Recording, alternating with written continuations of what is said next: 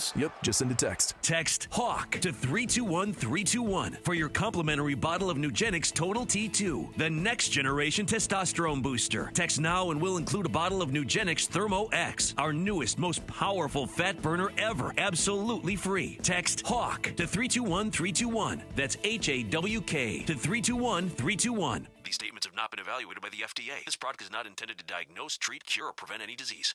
710 ESPN, your home for the 17-time world champion Lakers. KSPN Los Angeles, a good karma brands radio station. Previously on the Sedano and Kap morning show. All right, here we go. Lonzo's got it. Bronny steals it. Here's Bronny on a breakaway. Here we go. Slam dunk. And the crowd comes to its feet. And his daddy's going, that's my boy. So on a night where almost nothing goes right for the Lakers, Bronny gets a moment to enjoy in his hometown. The Sedano and Kap morning show is on the air. The biggest show in ESPN LA history. Here is Bronny at the top of the key. Three-pointer. Good. Why not? So I tell you, man, Bronny's got a nice shot. Just doesn't look to shoot when he gets out there. Well, nobody'd yell at him if he shoots every time he gets the ball now. A little sabor. Yeah, I don't think people like being called hacks. You're the widow on the radio. Giant Mexican, horn section. Did you have me on your show to berate me? Is that what you're doing now? Give me a freaking break. I'm reacting to Art Bell. Yeah. Midnight in the desert. I'm Art Bell. Scott Kaplan, eat a fat one, bro. The Sedano and Kap morning show on 710 ESPN. The all-new ESPN LA app and on YouTube at ESPN Los Angeles. We're bigger than U.S. Steel. Wow, that's crazy. Well, you want to woo-woo? Bit Boy. Right now. Monstrous. Beto, I don't want to eat that. We did it, Dad. We did it. You were riding high on the stinger last time. Oh, big time. Right, that's right. Of course we were. So, mongrels, stay tuned. Welcome home, King. Glad you're back home. Now take this ass whooping with you back to L.A. Yeah.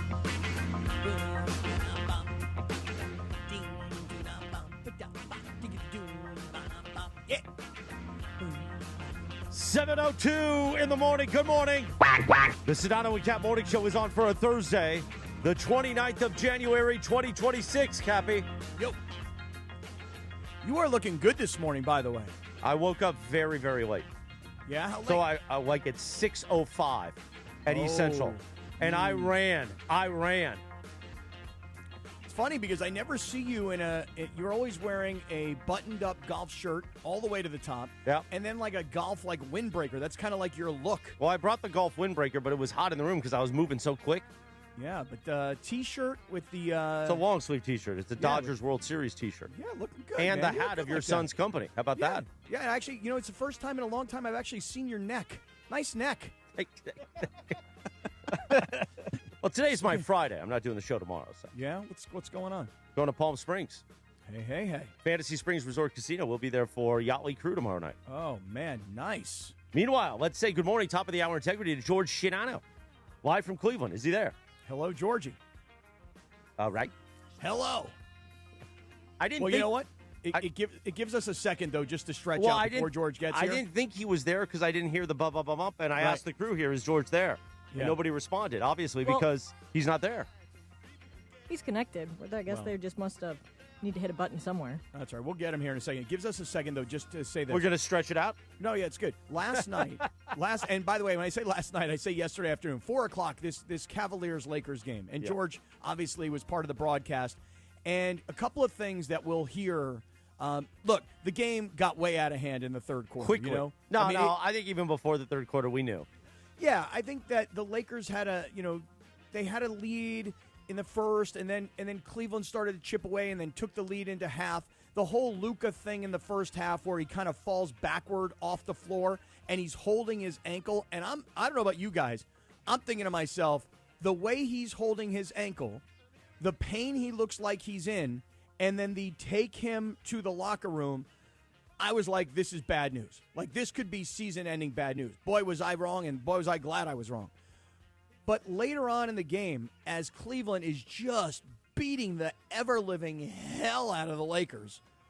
George does this interview at the end of the third quarter with this young kid who, look, this young man, Jalen Tyson, I loved what he said because George asked him about having some success, maybe even against LeBron. He goes, I fear no man. I loved that. I thought it was great. But then what happens in the postgame when George is interviewing Donovan Mitchell and the kid is still there, this young man, Jalen Tyson. And so then when Tyson, which this has now gone viral, Tyson has a comment which I thought was benign and I thought was supporting his teammate. And I don't know, man, this kid got to the press conference and felt like he had to apologize. So all of that our boy George was in the middle of, that is upcoming for everybody, should you have missed it, because you weren't sitting around yesterday at 4 o'clock in the afternoon. And then by the time you got to the game and it was 5:30 and you saw the score, you were like, oh, not watching this. Yeah, but you could have been listening to it on ESPN LA. And by the way, because it was an early game, I timed out to not break the fast, but to end my 8 hours of eating.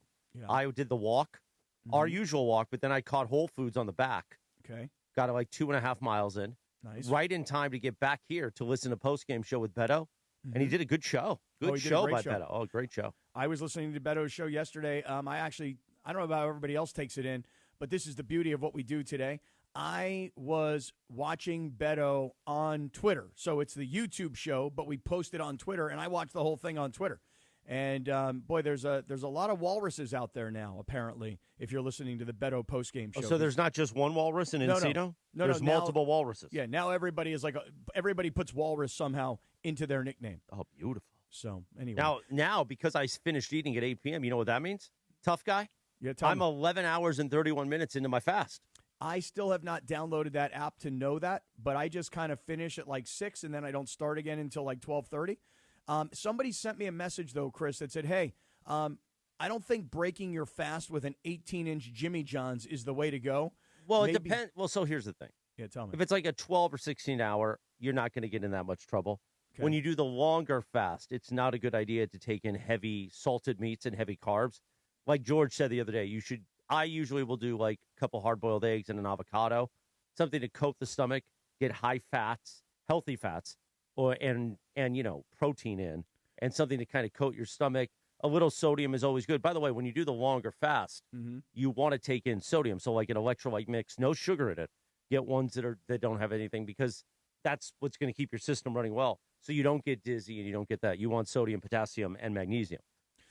Well, that's all good news, because this guy told me, he goes, when you break your fast, you should hit up a little bit of bone broth. And then some Greek yogurt. Yeah. And then go into your eating for the day. You really should, or else knowing you and with your tummy, you're going to explode. Right. Oh, there's just no reason for the middleman whatsoever. I might as well just throw it right in the can. Now, besides what happened last night on the game itself, where the Lakers got motorboated by the Cavaliers, a couple of things happened in this game that I know we're all going to get into. Number one, there's this tribute to LeBron James early in the first quarter, and LeBron is sitting there on the bench like hysterical crying.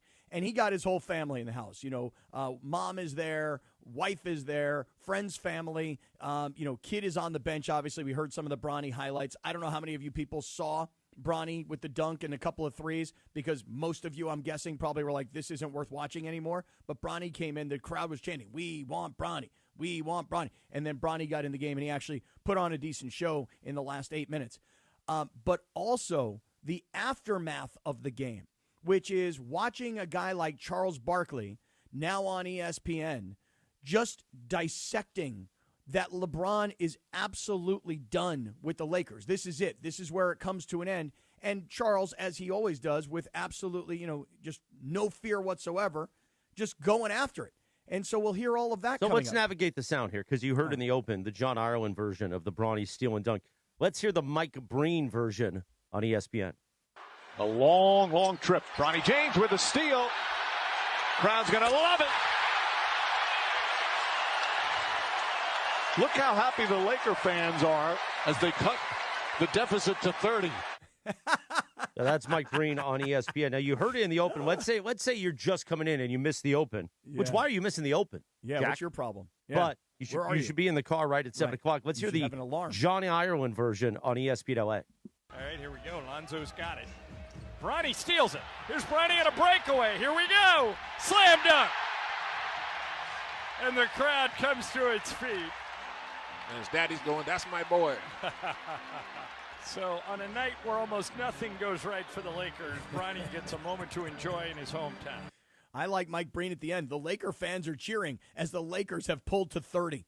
That was a great line by Breen at the end of that. All right, now we've got George. So now, no, not yet. So no, we don't. No. Oh, just navigate with me, okay? I'm with you. After the game, let's hear Sedano on ESPN, his walk-off with Donovan Mitchell and Jalen Tyson. You guys are now 10-4 in January, won 5 in a row. We talked in this very same setting not too long ago about you guys need to turn it on. You're here now. You guys are feeling better. What's been the difference? Just our intensity level on both ends of the floor. Not getting too high, not getting too low. Starting the games off strong, even when we don't, right? Like, find a way to be connected, be together. And then this guy's been phenomenal. And I mean, obviously, Evan being out, it's going to be a lot more required on the both of us. So we're ready to step up, and everybody did their job tonight. So Kenny Atkinson told us pregame, Jalen, about how you guys have created an incredible connection, and he's been so helpful, kind of helping you along, and you've been helpful in games with him. What is this connection like with you and Don? I mean, to be honest with you, he's a great player, so it's easy to play off him, I just read off him, and then he makes the right read every time. And then, yeah. Now, Donovan, last one for you. Obviously, there's a different energy in this building when the James family's here. We saw how the fans reacted to Bronny, and certainly this could be potentially LeBron's last game in this building. How would you characterize his impact on this city and franchise? Well, you could say something, too. This is Donovan Mitchell City now. When he come back here, we're going to make sure that everybody roots for him like they did for him. So this is his stuff. This is his city. Yes, sir, Jalen. Donovan, do you have any thoughts on both? As much as I appreciate that, at the end of the day, he's laid the foundation, right? Like, they've done a lot for the city being from here. Obviously, we want to replicate that, you know what I'm saying? So he deserves the energy that he's got here. At the end of the day, for his title in 50-some years, for us, we're trying to do it obviously differently, but like at the end of the day, we're trying to find ways to go out there and bring a city another championship. But when you have support like that, from your teammates, man, it means the world. Yeah. George Sedano is now there. Hi. Hey, how are you? I'm okay. Sorry, there were some technical issues on this end. Did you play the third quarter interview, though, I did with Jalen Tyson? Not yet. No, that should have gone first. Yeah, I know. I tried to explain, but, nobody listened. Do we no. Seriously? Wait, no, but why didn't you listen to Cappy? I wrote it in the text. Yeah, I don't know, guys. Because what I said from the beginning, George, when you first got on, before you got on, what I loved about what that kid said to you in the third quarter, we'll find it, we'll get it, is I fear no man. Now, correct. Now the broadcast. I asked him about the battle between him and LeBron, and the broadcast, Mike Breen was saying the entire time how he grew up like idolizing LeBron. LeBron was his favorite player. Right. So to me, you see that, and I'm glad you're saying this, because when he said, I fear no man, and Breen, the entire broadcast, is letting us know, you got to understand, this kid grew up a LeBron fan. There were posters on his wall. This kid wanted to play for the Cavs because he was a LeBron nut. And then at the end, when what we just played, with him saying, hey, this is Donovan Mitchell City now, I know he went to the post-game press conference and he apologized, but I got to be honest with you, I love your opinion. I didn't think he owed anybody an apology. He's hyping up his teammate. And I think Donovan Mitchell said it well. It's nice when you've got the support of your teammates. I don't want to take anything from LeBron. I know what a legend he is. But I didn't think what Jalen Tyson did kind of warranted an apology, really? I didn't have a huge deal with it in real time. I honestly thought when he leaned in, when I asked the question, I thought, and Legler, it's funny, he said the same thing to me afterwards. I thought he was going to be like, yeah, man, I grew up loving LeBron. You know what I mean? Yeah. And then he went that route, and you could see me in Donovan's face like, oh, okay. Oh, damn, okay. If you say so, bro. But, I mean, listen, the guy brought the only championship in franchise history. I think the kid was a kid who was caught up in the moment, hyping his. I think his explanation in the postgame made sense. He was caught up. It was emotional. They just won. They just kicked the Lakers' ass. He wants to hype his guy. It didn't mean disrespect. And I don't have an issue with him either way. Had he not apologized, had he apologized, again, not necessarily, you know me, I generally am not like trying to be just down the middle here. I didn't have an issue with either. Like, if he wants to apologize for it and realize, yeah, you know what, I probably shouldn't have gone so hard. That wasn't necessary. Right. Because it could be LeBron's last game there. It's very possible. And LeBron's an all-time legend in that city, and this young man is still trying to make his name. But I understood, like, hey, Donovan Mitchell's our guy, and LeBron is not here. And that's all he's doing is defending his guy. Right, he's hyping up his guy, man. And to be honest but with you, Donovan Mitchell was the first to say, I thought the beauty of Donovan Mitchell is that he's been around so long now. Like, it's not like he's an old guy, but like he's been around long enough. And remember, Donovan Mitchell grew up in sports. Donovan Mitchell's dad has worked for the New York Mets for decades. So, like, he's been around professional sports for a long, long time, okay? And he understands what those moments mean. And the reason I even asked him that question is because Donovan just did an interview with Mark Spears for ESPN.com on Anscape about LeBron potentially playing his last game. Like, it was one of the subjects. So I knew that Donovan would have a good answer on that. And he would say something similar to what he said. Like, of course we respect what he's done and what he's built in this city, and we're trying to accomplish that. I knew he was going to give a great answer. And then Jalen went in there like, you remember the cartoons? We were talking cartoons the other day. I know you guys were talking Muppets the other day for 20 minutes when I was gone. But it was a good conversation. You remember you remember Captain Caveman? Yeah, right. Captain Caveman. Yes, of course. And Friends. Right, yes.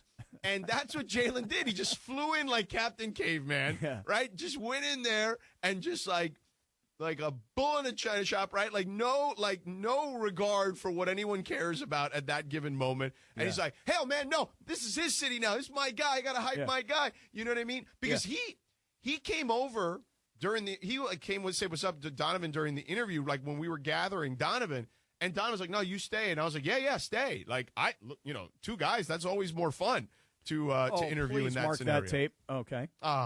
Please mark that tape. He gave it to us. Mark the tape, man. On that note, hit the bell real quick. Let me get this in. We are 16 minutes through the show. I deserve that one. Yeah, you do. In that 16 minutes, you could have hung out with multiple guys. At Valvoline Instant Oil Change, home of the 15-minute drive-through oil change. Visit SoCalOilChange.com for locations and to score game-winning coupons. Oh, that was awesome. But I loved at the end of it, you go like this. You go like this, George. You go, your reaction was, oh, damn. And you go like this. You go, yes, sir.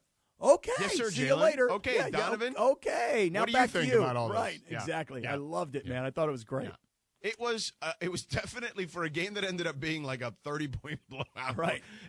The post-game interview, the post-game in general, whether it was the post-game walk-off with those two, Jalen's apology afterward, LeBron's commentary afterwards, the post-game got more run than the game did. Right. The only thing that let me down in the post-game, from the time you were interviewing these two dudes to the time LeBron talked about, what he's going to eventually do, the only thing that let me down in the post-game was JJ not like losing it, like JJ not blowing his top, because JJ came to the post game and he was like, okay, here's the deal. Got outplayed, got outcoached. That's the story. Didn't have our juice tonight. The second half, they had no juice. Like first half, it was funny. I walked in to the green room at halftime. It's a 2-point game.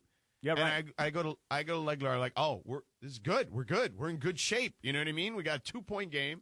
Should be a good finish. And, the Cavs just absolutely blitzed them in the third quarter.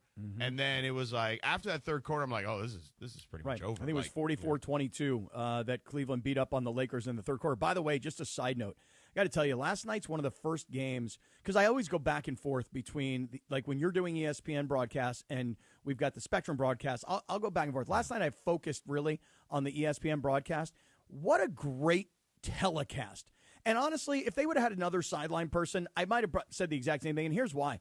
Breen obviously is a great play-by-play guy. Richard Jefferson and Legler together are very funny. They're very funny. There's one point, George, where the broadcast, all of a sudden, you see the two of them, Richard and Legler, on the screen, but you don't see Breen. And either they do or they don't know that they're about to be on camera. I assume they did. But Richard Jefferson sees he's wearing like this Burberry tie, and RJ sees himself on screen. He goes, oh, damn, I look good. What's up? Hey, everybody. And then he goes, there's a reason, Mike, you're not in this photo. Yes. And then what they did, that was in the second quarter. And then at halftime, when they came out, Mike told Mike Schwab, our director, he's like, cut Richard in half. during when we returned.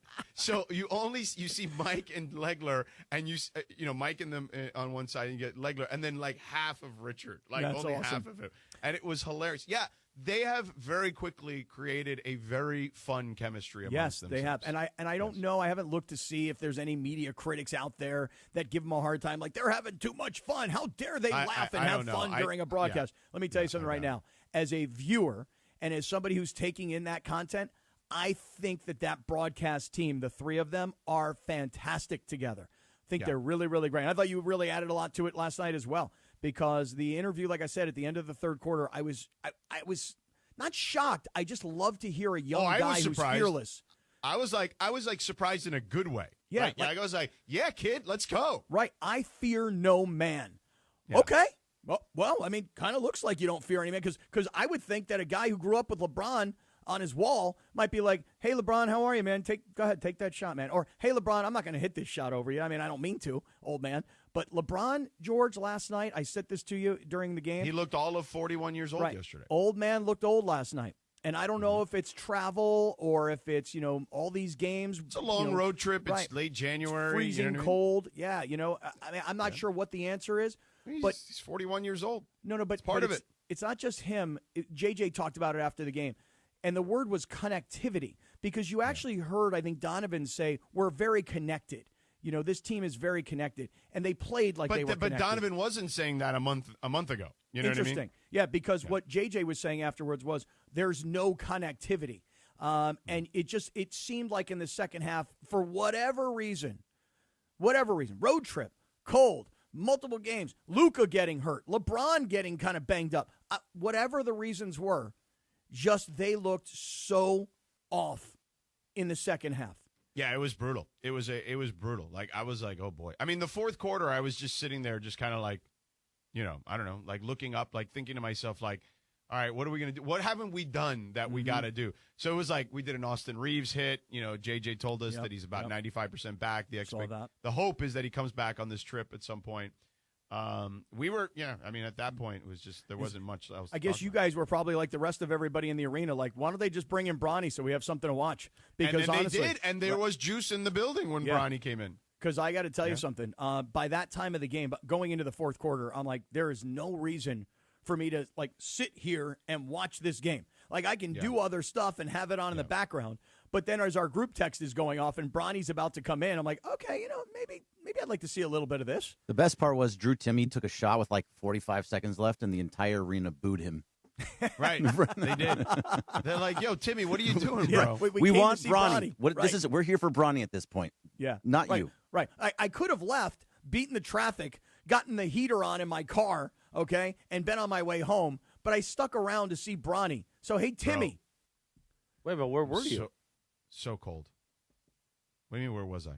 No, what Cappy? What he was talking about the fans. Oh, fans in Cleveland. I thought you were somewhere that would have given us a good story. No. Like you were in somewhere you shouldn't have been. No. I will be somewhere I shouldn't be over the next couple of days. But for now, I'm where I'm supposed to be.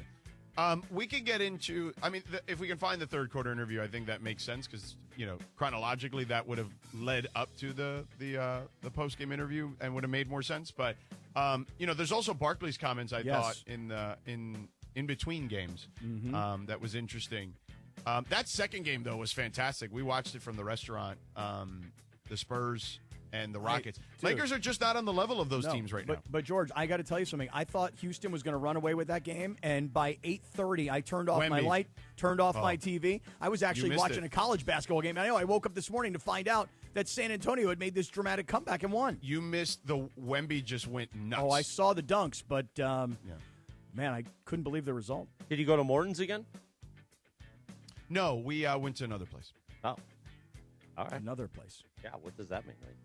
Can't say just another name? place. Spot, I don't know the name of the place. Yeah, you just go into restaurants, you don't know the name? They had food. I just go wherever those guys say, hey, let's go to this place. Okay, cool. Do you eat steak or seafood?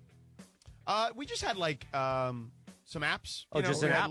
Just an app night. Yeah. They had like this little these little spicy salmon cones, and I could go for a spicy salmon cone in about 6 hours. It was very nice. We had a little charcuterie board. It was very good. Oh, nice. Okay, that sounds a little French salty. wine. Yeah. Oh, French wine. Mm-hmm. Yeah. Happy French wine. Breen's French pick. wine. Yeah. Right. Mm-hmm. Yeah. All right. That was Mike's pick. All right. Well, on that note, at 7:24, let's talk about our friends at VisionWorks, Cappy. Let's do it. So here's the thing about VisionWorks, and I'm going to just tell you this right now. When you're a busy person, and I know a lot of you guys out there are very, very busy. I'm busy.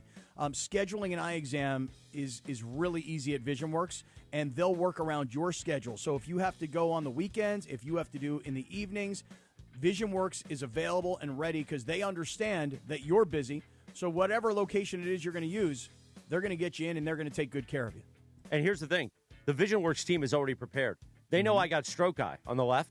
Oh, no. So they're going to work. That, huh? Well, there's special glasses that can be made to enhance the vision when the left peripheral is not there. Okay. So I'm looking forward to my annual eye exam at VisionWorks. And by the way, as I like to say, it's tax season. You're going to get that tax refund. What are you going to do? You going to waste your money like a scumbag on salmon cones? Right. You don't do salmon cones. You do eye exams. Don't spend your money on charcuterie and French wine. No. Or salmon cones. No. Spend it on your vision. Right. You scumbag. Go see our friends at VisionWorks. They got the BOGO, Cappy. The two pairs, one easy decision. Hard for me to say at this hour of the morning. Buy one, get one free at VisionWorks. That's right. And Linz, are you going to help us out here with the fashionista side of things, or what? Yeah, I'm definitely going to help you guys pick out some glasses. I'm going to get my vision exam as well. And, if you want to, you can go on their website, visionworks.com. You can schedule an eye exam, find a store. You can also order your glasses, check your order status, order contact lenses, too, which I'm also going to need because, it's always good to have those. Right on. Well, we got a lot going on with VisionWorks. February 10th is my eye exam, and that's something everybody should be doing because not only are they trying to make sure that your eyesight is good, but also catch early signs of glaucoma, diabetes, hypertension. So, look, you got to get in and get your eyes checked at VisionWorks. And if you're going to get glasses or contacts, VisionWorks is the place to be. Thank you, Cappy. 7:26 in the morning. A Thursday edition of the Sedano and Kap Morning Show. You heard a little bit of Chuck, just like 5 seconds of him in the open. We'll play the whole thing when we come back in 3 minutes from right now on ESPN LA. This is the Sedano and Kap Morning Show. When a trophy's raised, it can feel like the season's over. But on the ESPN app, it never really is. Because with more than 47,000 live events, plus originals, highlights, and coverage from every corner of the sports world, there's always something to dive into. No off-season, just everything a fan needs to keep going. Always in season. Get all of ESPN all in one place. Download the ESPN app on your TV or your phone today.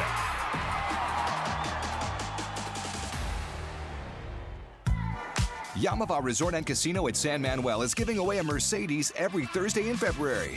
Club Serrano members play all month long to earn entries for your chance to win this powerful and luxurious full-size German SUV. Join for free today and don't miss your opportunity to drive off in a brand new Mercedes. It's all happening at Yamava Resort and Casino at San Manuel, celebrating its 40th anniversary. You in? Details at Yamava.com. Must be 21 to enter. Please gamble responsibly. Hey, it's Mace. Watching the game at home is fine. Cosm Los Angeles is next level, massive, high-res displays, real fans, real energy. Step into the dome. You're not watching the game, you're in it. Wraparound screens, reserved seating, total immersion. There's the hall, delivers live, multi-view sports, every game, every moment. Craft cocktails, local favorites, plus the deck, rooftop bar with can't-miss views. Football, NBA, Premier League, UFC, immersive movies. This is how sports are meant to be watched. Get tickets now at Cosm.com. At Uline, they know going the extra mile takes hard work. For companies pushing to go further, Uline will go the distance with you. 24/7, they answer the phone to get you the shipping and industrial supplies you need. Business can move fast. Unexpected large orders, adverse weather, new safety guidelines, and changing economic trends. Uline works hard keeping 41,000 items ready to ship, minimizing detours on your way to the extra mile. Visit uline.com. For 100 days, I'm going to cross the 7 continents because the answers to everything important are out there at the edges of our world. I'm stepping into the unknown. Where are we going? To see our planet as it's never been seen before. From pole to pole. Pole to Pole with Will Smith from National Geographic. Now streaming on Disney Plus and Hulu. Show me the way. My name is Whitney Allen. I am a widow. My husband, Ryan, died. We never thought in a million years we'd have to use life insurance. The unexpected happened. With Ethos, it is so fast and easy. It's 100% online. You can get a quote in seconds, apply in minutes, and get same-day coverage. No medical exams, and you can get up to $3 million worth of coverage through Ethos. Get your free quote at ethos.com/game. That's ethos.com/game. Time spent on application may vary. Online health questions required. The Sedano and Kap Morning Show on the road to the Lombardi Trophy. Powered by Yamava Resort and Casino. You in? 7:29. Good morning, the Sedano and Kap Morning Show. Usually it's a Trudell Thursday, but Sedano's here. On this day in 2002, Ashanti released Foolish, the Billboard Song of the Year in 2002. It's a great song. Which, if you're checking, is 24 years ago. I was doing that math as you spoke. Which is depressing, man. Yeah, it was depressing. really. Good music lasts forever, man. Also, today is Seeing Eye Dog Day. Hey, take him to Vision Works. No, not the dog, silly. The dog allows you to see. You mean the person needs to go to Vision Works. Oh, my bad, y'all. Well, if you got a Seeing Eye Dog, there's probably nothing Vision Works can do for it. At that point, you know? My bad. I mean, maybe. You never know. Hey, what the hell? Meanwhile, Michelle Smallman from Run Sportslight will join us in about 15 minutes. But we've got all the sound we think loaded for you. So you just fire off at will. So Cappy wanted to talk, and I wanted to talk about the third quarter interview, which really set the tone with Jalen Tyson and kind of made sense as to what transpired in the postgame, both in the walk-off and then in his own media session. Right. What are you laughing at? Just because it's so funny the way that this whole thing turned into a story, from the way you got this interview in the third quarter to then the way he jumped into the conversation in the post game. Right, with me and Donovan, right. Yeah. And then his I'll call it apology in the post game interview. Right. So this really did turn into a story from the time you interviewed him in the third quarter, which again, I'm your viewer and I'm going, "Oh, hell to the nah. He just said that for reals?" And it just turned into a storyline for a game that was a motorboat. Yeah, go ahead. So play this third quarter, to Cappy's point, it was a 2-point ball game. Now it's, Cleveland outscores the Lakers 44-22, and here's what happens. Welcome back to NBA Wednesday, presented by State Farm. We're with Jalen Tyson of the Cavs. You guys exploded there in the third quarter. What was working for you? I feel like we just came out first 5 minutes with energy, and then we reaped the benefits of that. You've been battling with LeBron James throughout this game. How do you think you fared in that contest? I fear no man. I fear no man. Obviously he's a great player, but that's my challenge today. I'm going to take the challenge always. Jalen, good luck. Thank you. Thank you so much. Mike? What did he say? I'm going to take I'm going to take my talents. I couldn't understand I'm going to take that his part. challenge. I'm going to take on the challenge. Okay, yes. Gotcha. Yeah. It was a good follow-up question, George, really, because what you didn't know is because I turned over and I was watching the Spectrum halftime show, and what guys like Big Game James and Danny Green, they were like, hey, in the beginning of the second half, the start of the third quarter, Lakers, what are you expecting? What do you think's going to happen? Yeah, what? Real quick, Sam Pines was in the studio. He wanted to make sure everything was okay. Yeah, Schmooly. Owner Sam Pines was here. Hey, Sam. Sorry. I turned around. I was like, I felt a presence behind me. I'm like, is someone going to shank me right now? Like, what's happening here? Oh, yeah, Sam will shank you. Oh, wait. He turned off the lights. Just turned off. Right, he'll turn them off. He don't care. That's what happens. Instead of shanking me, he turned off the lights. Hey, but anyway, we got to pay for the phone bill at ESPN LA. We got to watch the light bill at Cleveland. Pause. That's what. Oh, there we go. We're back. Hey, you moved. Yeah. The lights turned right back on. All right. Anyway, go ahead. Anyway, so you were saying. Oh, wait. They're back off again. What happened? My goodness, what is going on here? Oh, he's just messing with you. Yeah, I think he is. I think he's totally messing with us. Sam, is he still standing there, or is he not? No, there he's anymore? gone. Okay, because he's probably in his office just playing with the lights. Let me mess with these guys a little bit. Anyway, go ahead, Kevin. So here's the thing. The question. You gotta be kidding me. Hold on. These lights are going on. They're going off. They're going on. Now George is standing up. He's going to the light switch. He's trying to figure out. And by the way, I'll do play-by-play of anything. He's going to the light switch. He's clicked the light. Oh, now he walked back to the microphone. As he was about 3 feet from the microphone, lights went off again. Now Sedano opens the door, and the lights come on. And now Sedano walks back towards the microphone, sits down, puts on the headphones, gets into the microphone, and lights are on. George, great job with the lights. Well, I'm guessing they're on a timer. Yeah. Oh, is that the deal? Oh. I was about to do a third quarter interview with you, about the light situation. Anyway, go ahead. Start again. So I don't even know where we were. All right. So here's the thing. Right. You were like, oh, hail to the nah. Yeah. Because when that young kid, again, you got to understand, as the viewer, right, we're being told by Mike Breen over and over again, this is young his idol. man, Yes. this is it. Playing against LeBron James. Yeah. You're playing for the Cavs. You grew up rooting for LeBron and the Cavs. You're now playing for the Cavs. LeBron's old. LeBron's home. LeBron's on the bench crying like a baby. He got his people crying in the house, right? Yeah. And when you ask him, you go, hey, you're in this matchup with LeBron. How would you say things are going?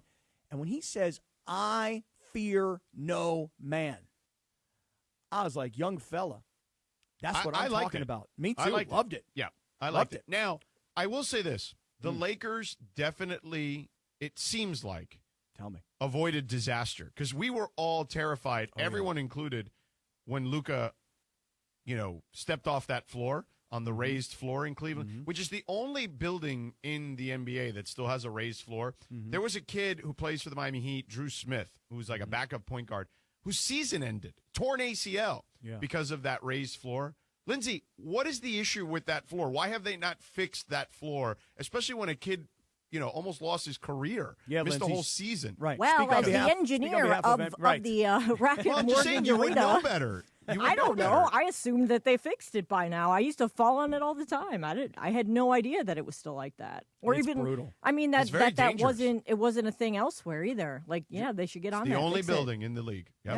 George, listen, when that happened. Now, Cappy, you've been to a Final Four. Yep. Now, when these Final Fours have raised courts, because usually done at stadiums. Correct. Now, you know what I mean? So that's like the only other place you'll see something like that now. But I'm going to tell you something. As a viewer, again, you're in the arena. I'm out here. I'm watching. The way that Luka is holding his ankle and the pain that he looks like he's in, and then the take him off the floor and take him to the locker room. No weight on the ankle. He's literally hobbling to the locker room. I don't know what you were thinking, but here's what I'll be honest. Here's what I was thinking. I was like, he's done. Like I did too. I really, really the way he's holding it, the way his face is grimacing in pain, the way, to your point, he can't put weight on the ankle and they take him back to the locker room. I literally thought to myself, oh my God, they didn't have LeBron. They got LeBron back. Now Austin's out. They're going to get Austin back and they're not going to have Luka. I mean, like, that's what I was thinking in the moment. And we're looking at a picture of it right now on YouTube. Of the raised floor, yeah. I honestly thought in that moment, and listen, doomsday guy. Parker. I was like, dude, this is over. He's done. Yeah. And I really thought done for the year. When they said he's back and he's coming back into the game, I was like, you just said it, disaster averted. That looked season ending, and thank goodness it was only half ending. Yeah, I mean, he when he came back, he was working with the trainers, and they were kind of like bouncing off each leg and just making sure he was stable, and he was wincing throughout the entire part of it. But yeah, when he came back in, I was like, all right, let's go. Yeah, I was very surprised, and I wonder what the after effects will be. Does he miss any games? How bad is it? Did he just get back because out he there? goes on adrenaline after that, right? Like, like what is it like today? Yeah, like is it all blown up? What kind of management do they have to do? And, a lot of us have been expecting that Austin Reeves is going to come back during this road trip. You pointed it out last night that they said he's about 95%, but I don't think anybody wants him back until he's 100%. So the question now becomes, with Luka and what we're looking at right now, the way he's holding his leg, and then later in the game, George, explain what happened with LeBron, because he got knocked around as well. Yeah, he just an ankle. He came down on a shot on Lonzo's foot. And, just turned. Must have been that floor. Well, that part wasn't the floor. That was just Lonzo's foot happened to be in the right place. But the floor is very dangerous. I don't understand. I was going to text you KYF. Know your floor. You got to know your floor, man. Yeah, LeBron didn't have that problem because he knew his floor. Yeah. Right. But, I mean, the opposing team shouldn't have to worry about that. By the way, it's dangerous for the home team, too. Oh, but yeah, yes, you're right. KYF. You're right. And then when they show it, like, on TV, you realize, like, how big of a drop it is. Like I said, I saw Urban Meyer totally, like, eat it one time when it was, like, one of the finals games, and he fell, and everyone's like, oh, my God. I think he even had a little bloodshed, too. Really? Like yeah. face first? Like yeah. real 'cause he face was- plant? Yeah, Oh, 100%. nice. Couldn't happen to a better guy. Come on. Well, anyway. But, George, there's so much to get to, though, because, again, we haven't played it. We hear the I fear no man part of the interview is good. But that's really the setup at the end in the third quarter for this young man talking after the game. When you hear a kid say, I fear no man, he's talking about his idol, LeBron James. Yeah. You start to realize something, and we've been talking about for a couple of years now, that these young kids who were at one point, they just respected him, they feared him almost. That respect, not respect, but the fear, I'll call it the fear, is no longer there. Well, I thought Richard Jefferson made a great point during the game, which is if you're going at your guy, right, the guy that you grew up wanting to be, you want him to respect you. That's why you got to go hard. Totally. Because if you don't go hard, then you're not going to garner his respect. And he made the comment about his rookie year. He had to play Michael Jordan, who was his idol. Mm-hmm. And he's like, I went at Michael. Now, he kicked my ass, but, I went at him. I wasn't going to not go at him. Yeah. So, yeah, and so that's why when Kobe did the same thing to Michael famously, right? Like, so, I mean, that's how it works. That's why when the young man says after the game, look, Jalen Tyson is not a household name, but when this kid is on He's ESPN, kind of a nobody. Like, nobody expected them to draft him where they did. He's and really everyone's good, though. Yeah, he's a diamond in the rough they found. He went just a couple picks after Dalton Connect. He did. That's right. Well, why you got to do that? Why you got to do that? Why you got to bring it up like that? Like, Cappy's going to be looking for him every night on his Prize Picks now. why you got to hurt my feelings like that? That was a good segue. I mean, Dalton Connect. By the way, this story, the Dalton Connect, is asked for a trade. To my knowledge, is false. Well, if it were true, hey, Dalton Connect asked for a trade, it'd be like, hey, Dalton, okay, you there's no want to demand. trade? Yeah, here, answer, yes, sure. You Rob's want to like- trade? Sure. Rob's like, don't worry, we're already on it. Yeah. That's already been done. Right. Probably the W. Problem is, I don't know how much value there is in Dalton Connect. He's just a piece of a pie. Or any value in Rob Pelinka. Anyway, with that, let's talk about our friends at Prize Picks. What was that about? Shots Oh, fired. there's no way he's going to be the general manager in a few years. Come on. Few years or like immediately? I mean, either way. I believe he has a contract, and I don't think because he's done a paying bad those things job. off is a big deal. Come on. Well, Georgie, you hear that music. Let me start this out and tell you this. The big game. You know the big game. It's almost here, Oh, and yeah. there is no better I know. way to cash in. During America's biggest sporting event, the Prize Picks, where it always feels good to be right. And I just want to remind everybody, since we're talking about the big game and it's right around the corner, that this is it, man. This is our last football game. So let's play, let's win, let's have a good time. And make sure you download the Prize Picks app. Use our code CAPPY, K-A-P-P-Y. Make that first $5 play. Get $50 in plays right away. No matter what. It's guaranteed. It's yours. And if your lineup gets off to a hot start, you know that you have the option to cash out those winnings before the game even finishes. So you can also copy lineups with one click. With the new social feed feature, you can follow people's picks, including Cappy's. Maybe you want to go opposite Cappy's occasionally. Download the Prize Picks app. Use that promo code Cappy, K-A-P-P-Y. Your first $5 lineup gets you a $50 lineup bonus. It's very simple to play Prize Picks. It's more, it's less. There's a stat projection for every player imaginable and every sport imaginable. And you bundle a couple together. You can even cross-pollinate sports. Yep. And you can win cold, hard cash. I would say follow Lindsay. Follow Lindsay. She's good. Lindsay downloaded the Prize Picks app. She used the code CAPPY. She made her first $5 play this weekend, and she won a couple $100. So follow Lindsay on Prize Picks. Where as Prize we know, Picks. It's good to be right, Cappy. Thank you for locking it out, Sedano, before Cappy went on for another minute. We appreciate it here. Coming up in 3 minutes, Michelle Smallman from Unsportsmanlike will join us for her weekly segment. And I've got a very important question to ask her right out of the gate. And I don't know if it's music or food she's referencing. That's ahead in 3 minutes on ESPN LA. The Sedano and Kap Morning Show. With America's best lineup of hybrids from Hyundai, you get the best of both worlds. Like the reliable and efficient Tucson Hybrid, backed by America's best warranty. The Hyundai Tucson Hybrid. It's the best of both worlds. Now, lease a Hyundai Tucson for $269 a month or get 0.99% APR financing for 60 months. See your SoCal Hyundai dealer. Offers end February 2nd. Call 714-568-7676 for details. Finding great candidates to hire can be like, well, trying to find a needle in a haystack. Sure, you can post your job to some job board, but then all you can do is hope the right person comes along. Which is why you should try ZipRecruiter for free at ZipRecruiter.com/free. ZipRecruiter doesn't depend on candidates finding you. It finds them for you. Its powerful technology identifies people with the right experience and actively invites them to apply to your job. You get qualified candidates fast. So while other companies might deliver a lot of hay, ZipRecruiter finds you what you're looking for. The needle in the haystack. See why 4 out of 5 employers who post a job on ZipRecruiter get a quality candidate within the first day. ZipRecruiter, the smartest way to hire. And right now, you can try ZipRecruiter for free. That's right, free at ZipRecruiter.com/free. That's ZipRecruiter.com/free. ZipRecruiter.com/free. ZipRecruiter. Buenos días. El fin de semana más romántico del año. Quiero ser. Con la banda más romántica de todos los tiempos. MS llega a Los Ángeles con nueva fecha, 14 de febrero 2026. Viernes 13 y sábado 14 de febrero. Crypto.com Arena. Boletos en axs.com. He's coming. Here he goes. Surprise! Your table saw broke. Also, the warranty expired weeks ago, so you need to pay for a new one out of pocket.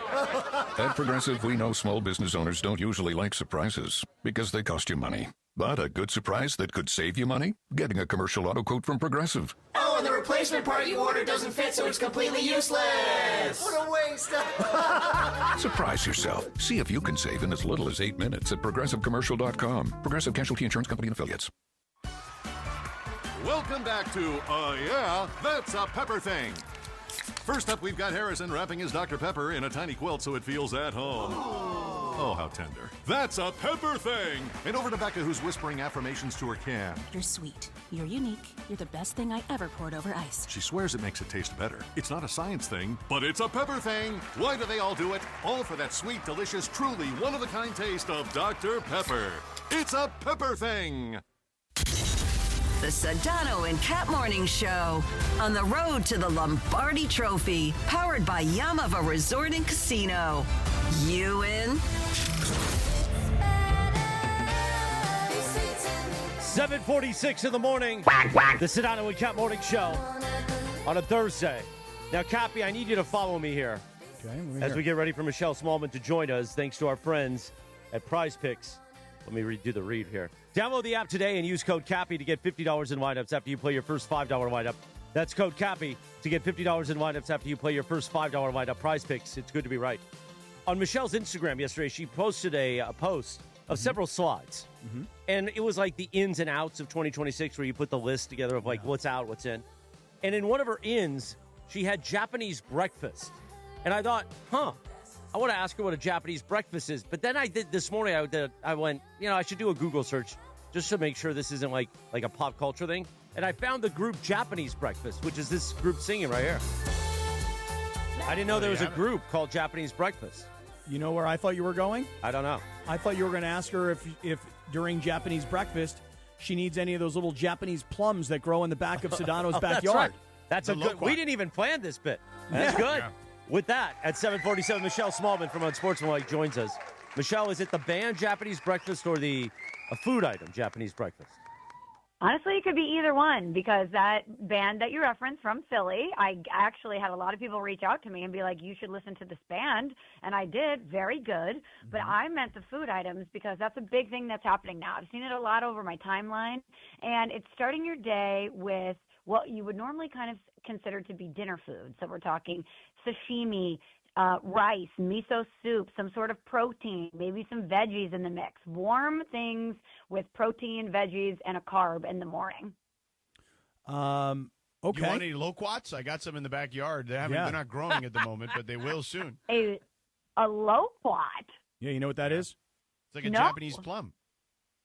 Oh, my gosh. I got to work it in. Yeah. Loquat should be like a baddie word of the day or something or other, Evan would never suspect loquat. That would be great. I will work that in one day. Okay, so Japanese breakfast, just real quick, I want to make sure because now I'm doing intermittent fasting and Morales is coaching me through intermittent fasting. You're saying, though, that start with breakfast as something warm, you say, and then maybe you're going dinner for breakfast is essentially what you're telling me. Is that right? Yes. Yes, I think traditionally it's rice, miso soup, some sort of protein. Some people do salmon, sashimi, and then like pickled cucumbers, broccoli. There's a veggie in there too. But they say that is a very good, nourishing way for you to start the day and that it's good for digestion. And just last thing from me, there is a band called Japanese Breakfast, and therein lies some confusion? Yes, so it could really be 2 for 1. If you're looking at the ins list for 2026, you get a great new band and you get a great new breakfast. Michelle Awesome. Smallman. Oh, my God. What I just would we do ordered without breakfast you? too, but my guy's going to come in here at 11:09, which is going to be tough. What's he bringing? Is he Just bringing some a Japanese avocado breakfast? toast and scrambled eggs. Okay, lovely. You tell him you want some sashimi too.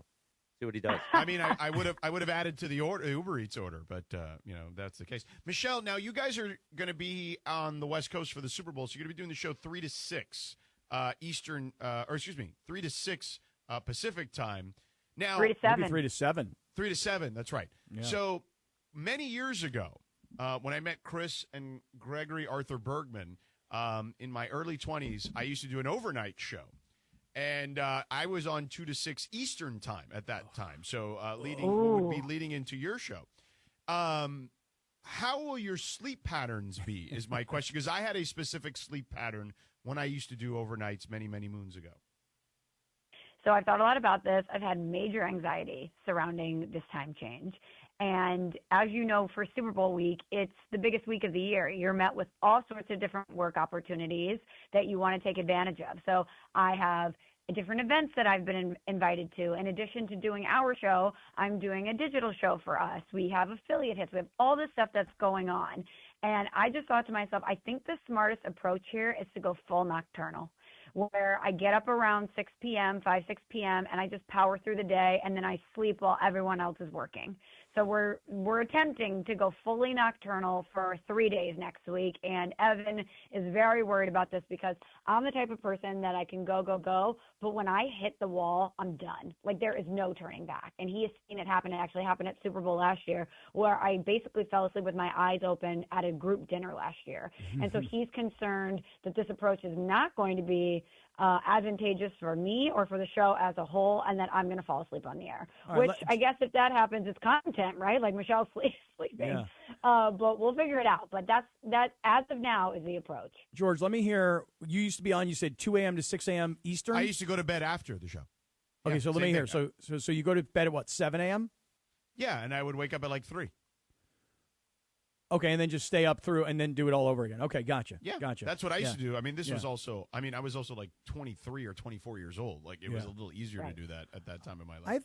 I think, Michelle, what I would do, since you're on from 3 a.m. to 7 a.m., I think I would probably wake up at around like 1 a.m. or 2 a.m. Maybe call it 1 a.m. So then when would I go to sleep if I wanted to get a full 8 hours? I can't do the math, and I can't go backwards like that. Nonetheless. So gosh, she'd have to go to sleep at 5. Oof. Then you're going to miss out on everything. No, Yeah. she's got the right idea. Go to sleep after the show. She's done at 7. Get in bed by 8 o'clock. Be asleep. Sleep through the day. Wake up at 4 o'clock, and 4 or 5 o'clock, and you're good to go.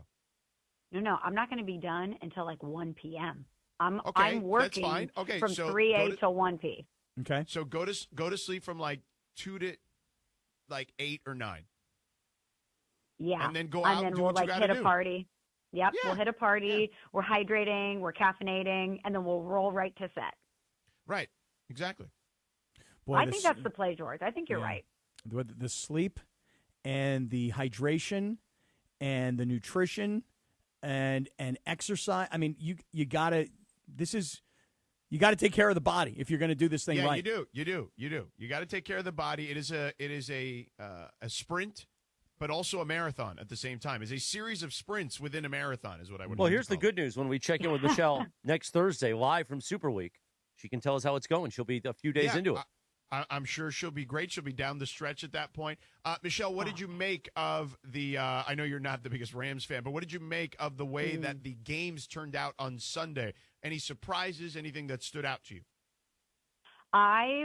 Even though the Broncos had Jared Stidham in at quarterback, I thought that they were going to beat the Patriots. And with the way that that game was unfolding, I thought that they would find a way. I was a little surprised to see New England advance just because of their strength of schedule in the regular season and the way that Drake May has been performing in the playoffs. He has not looked like MVP caliber Drake May in the postseason the way that he has in the regular season. So I thought that might catch up to them, but they proved me wrong. But I expected Seattle to win that game. It was obviously a close one. I believe the previous 5 matchups between the Rams and the Seahawks were one-score games. And, as you know, I don't love the Rams. So that I was a little nervous about because I thought if this is a shootout, which it has been in recent history, I'm going to defer to the team who has the quarterback head coach duo who's done it before. I was going to defer to Matt Stafford and to Sean McVay. And, heading into the Super Bowl, we won a great matchup, but we also love the storylines. And I just think that Sam Darnold's storyline is so remarkable. How many teams gave up on him, including a team that he won 14 games for last year, and for him to step up and have such an awesome performance in the biggest game of his life, I thought was amazing. So I think that heading into this one, even though it's a new head coach and a new quarterback in New England, they're still the evil empire. And I think Sam Darnold is going to be America's sweetheart. Everyone's like, he's the underdog. Mm-hmm. Nobody wanted him, and now he took the Seahawks to the Super Bowl. They're going to love him. So I think that, from a storyline perspective, we got a good matchup. Yep, we do. And also, again, I've been hyping this one up all week. Just having Cooper Kupp as a guy who the Rams gave up on, and the way Cooper Kupp tells the story, he was upset and insulted because he felt like he'd given so much to the Rams and been so successful with the Rams. And he says, well, nobody even called me to just say, hey, thank you or whatever. And then he felt, this is Cooper Kupp saying this, he felt that the Rams were sabotaging him in free agency. So when other teams were calling about him, they were saying, that he's hurt all the time, et cetera. And he felt like they were intentionally trying to get him to do what they said he should do, which is to retire as a Ram. So for Cooper Kupp to have the huge plays in the game that he did and to make it back to the Super Bowl when he was so hurt that the Rams let him go, to me, that's another great storyline going into this Super Bowl, Michelle. Oh, no doubt. And one of the themes on Unsportsmanlike that we've had over the past couple of weeks is that beefs are back in the NFL. Packers and the Bears, Ben Johnson, Matt LaFleur. And this is another layer to it. First of all, I read that story too, and I was like, ooh, there's the Rams I know and loathe. They've been, the bells of the ball in the NFL for many years. And I read that, and I was like, there they are. That's the organization that I'm familiar with, doing somebody who did a lot for them dirty on the way out. But I also loved in the article that piece about the elevator brawl between the Rams coaches and the Seahawks coaches. Mm-hmm. And, it was about Cooper Kupp and the Seahawks defending him and the Rams kind of being dismissive of him. And so for him to have that big moment in the game and be going back to the Super Bowl, as someone who loves revenge, especially against the Rams, you better believe I love that storyline too. But I love that we have this healthy hatred back in the NFL, because in modern day sports, it feels like everybody kind of wants to be buddies. With social media and everyone protecting their brand and their image, people are kind of afraid to say the thing that they really feel. They are kind of afraid to be like, I actually hate that guy or I hate that team. So I love that people are being empowered to have hatred in the NFL. Evan Cohen is creeping in the studio making fun of me, by the way. He's the worst. We have a beef. Me and Evan have a beef. He can't just let you have your moment with us. He's got to own up to Rude. No, but he loves us, I think. I think that's the issue. It's not about Michelle and taking from her. It's him wanting more of us, George, I think. I think we should take it as a compliment. Could be both. Yeah, I think so. Well, we're looking forward to seeing you. Well, at least I'll see you next week. Well, Cappy will see you. There's no way in hell I'll be anywhere near Radio Row. Yeah, no, I love Radio Row. Still to this day. Still love it. Think it's great. Yeah, no chance. Yeah, George is but not. George, you'll be down there? No, he ain't going near. I'm not. No, well, first of all, I got a million NBA games that week. So, but no. And, they're trying to convince me to do this next year in L.A. And I'm like, George, should I on Tuesday night? It's in your backyard. Yeah, you guys tell me Tuesday night. Really. Should I go to the media party or should I go see the Warriors play the 76ers on Tuesday night? Oh, you should totally go to the Warriors 76ers. Yeah, 100%. Yeah, George, as a member of the media, I can promise you, I have not been there the yet. game will be more exciting. Yeah, you should absolutely. The media party's kind of lame. I would definitely go to the Warriors game. Yeah, definitely go to the Warriors game. Warriors-Sixers, good game. Yeah, it's a good game. Sixers are good, and Steph Curry, man. I've never been in that building, so I'm thinking about it. Yeah, that's a no-brainer as far as I'm concerned. Yeah, especially because the media party is a schlep, But that's just, Well, that's not only that, are. What, are you going to run into people you already know fighting over free food? I mean, come on, you know how that story's going to end. Exactly. It's so lame. Yeah, so lame. So, anyway, Smalls, thanks for stopping by as always. Tell Evan to go take a hike. All right, well, thanks, guys. We'll talk to you next week. Later. The great Michelle Smallman, you hear on Sportsmanlike weekdays, 3 to 7 a.m., leading into our show right here on ESPN LA. You know Sedano Cap's going to be at the media party. You know. Hey, man, you guys know I do Cappy, mornings in LA, right? You're going to be a schmoozer? Yeah. I do mornings in LA, man, Yeah, I mean, hey, listen, how's St. Louis, Jack? Hey, how's Kansas City treating you? You know? Oh, hey, you're from Tulsa. Oh, hey, nice to meet you. I pretty much work in Tulsa. It just happens to be in L.A., you know? Yeah, well, listen. Oh, that's hilarious. When you want us to start paying you like Tulsa, let us know. We can reduce the budget a little bit. Okay. Meanwhile. Go ahead. I was going to say, let's get back into Los Lakers. Well, we can with top of the hour integrity. But first, I hold up his beautiful face. Let's talk about our friend Jacob Emrani. Listen, here's the deal, man. You get into an accident, it's very simple. All right? You call Jacob at 800-345-6789. Now, let me ask you something. If you were in a crash on the way to work this morning right now, would you actually know what to do? Not what you think you should do. What you should really do to protect yourself, Cappy. Here's what most people do. They panic. They say, I'm sorry. I'm so sorry. Even when they did nothing wrong. They tell the other driver, I'm fine, even though their neck is starting to tight up, Cap. Right, and then you know what they do? They call their insurance company, and they trust everything's going to be handled, no problem. And that's exactly how people get hurt, not once, but twice. First is the accident, then there's the whole process, and you get hurt twice, so that's why you call Jacob, George. That's why you call him at 800-345-6789. The law offices of Jacob and Ronnie focuses on this moment, Cappy. Right after the crash, when you're confused, you're vulnerable, Jacob and Ronnie and his team walk you through, and they tell you what to do and what not to say so you don't get taken advantage of. And the main key to all of what we're talking about is this. You don't pay any fees unless Jacob wins for you. No fees unless he wins. That is his commitment to you, and that's why you call Jacob. Yep, save this number so you're not scrambling later. Put it in as call Jacob. 800-345-6789. And remember to visit the website, calljacob.com. We hear a little bit more of Japanese Breakfast, the band. Nice. Oh.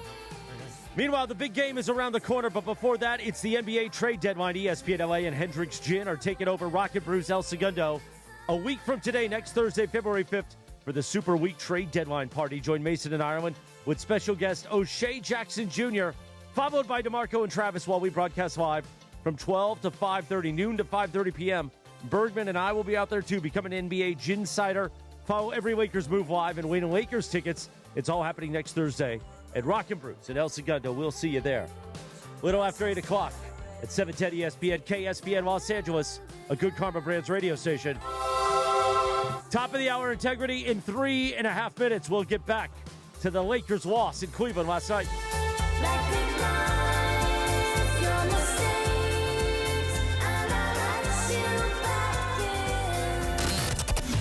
This is the Sedano and Kap Morning Show. Valentine's Day is near. Or is that a meat lover's pie from Good Times Pizza Company I smell? I'm in love. Now your top reasons to visit Morongo. Did I mention Valentine's Day and the dining? Book your romantic dinner at Cielo today. Number 2. Rick Ross, live March 20th. And the number 1 reason. The Big Game Blitz, the biggest indoor tailgate in SoCal. Food, drinks, giveaways, the big game on big screens in our ballroom. Morongo, Good Times. For a century, the Genesis Invitational has stood as one of golf's greatest stages, where the game's legends make their mark and history is written. It's official. The round that will long be remembered. Oh, yes! Ludwig Oberg. February 19th through 22nd, celebrate 100 years of championship golf. Experience the drama, the tradition, and the moments that define the Genesis Invitational. Get your tickets now at genesisinvitational.com. Always have a backup pair of glasses. Prescriptions break, get lost, or sit on accidentally, usually at the worst time. This National Eye Care Month tip is sponsored by VisionWorks. See the difference. Herbert. 8:03. Meanwhile, it's a Cosm Ticket Thursday. Listen all day for your chance to win a pair of GA tickets to watch the Lakers take on the Knicks at Cosm Los Angeles in shared reality. When you're here to hear the cue to call, be caller number 7 and experience NBA action like never before. Only with ESPN LA. We are back in 2.5 minutes right here on the Sedano and Kap Morning Show. Hey, bro, weirdest thing is happening at the game. This guy sitting next to me says, "You're our good luck charm. Every time I crack a Bud Light, we score a touchdown. Now his entire family wants to buy me Bud Lights. I think I'm some kind of a football prophet. Talk soon. The team needs me." Anything for Bud Light, the official beer sponsor of the NFL. Stock up today. Enjoy responsibly. Copyright 2025 Anheuser-Busch Bud Light Beer, St. Louis, Missouri.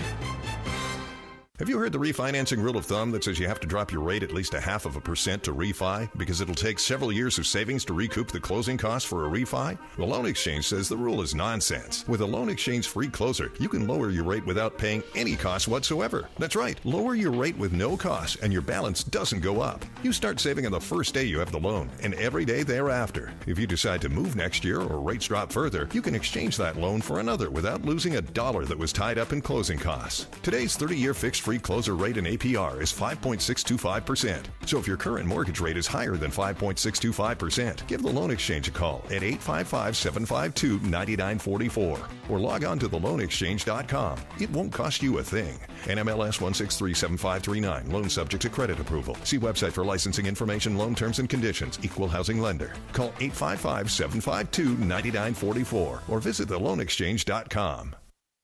From 30 for 30 Podcasts.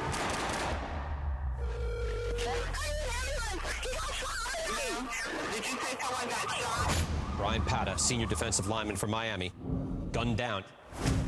The key to this case, it's Brian. An hour before he died, he was on the phone arguing with somebody. This might be a hit. You want the truth. They just want a conviction. Being placed under arrest. We had a killer amongst us. Murder at the U, coming soon.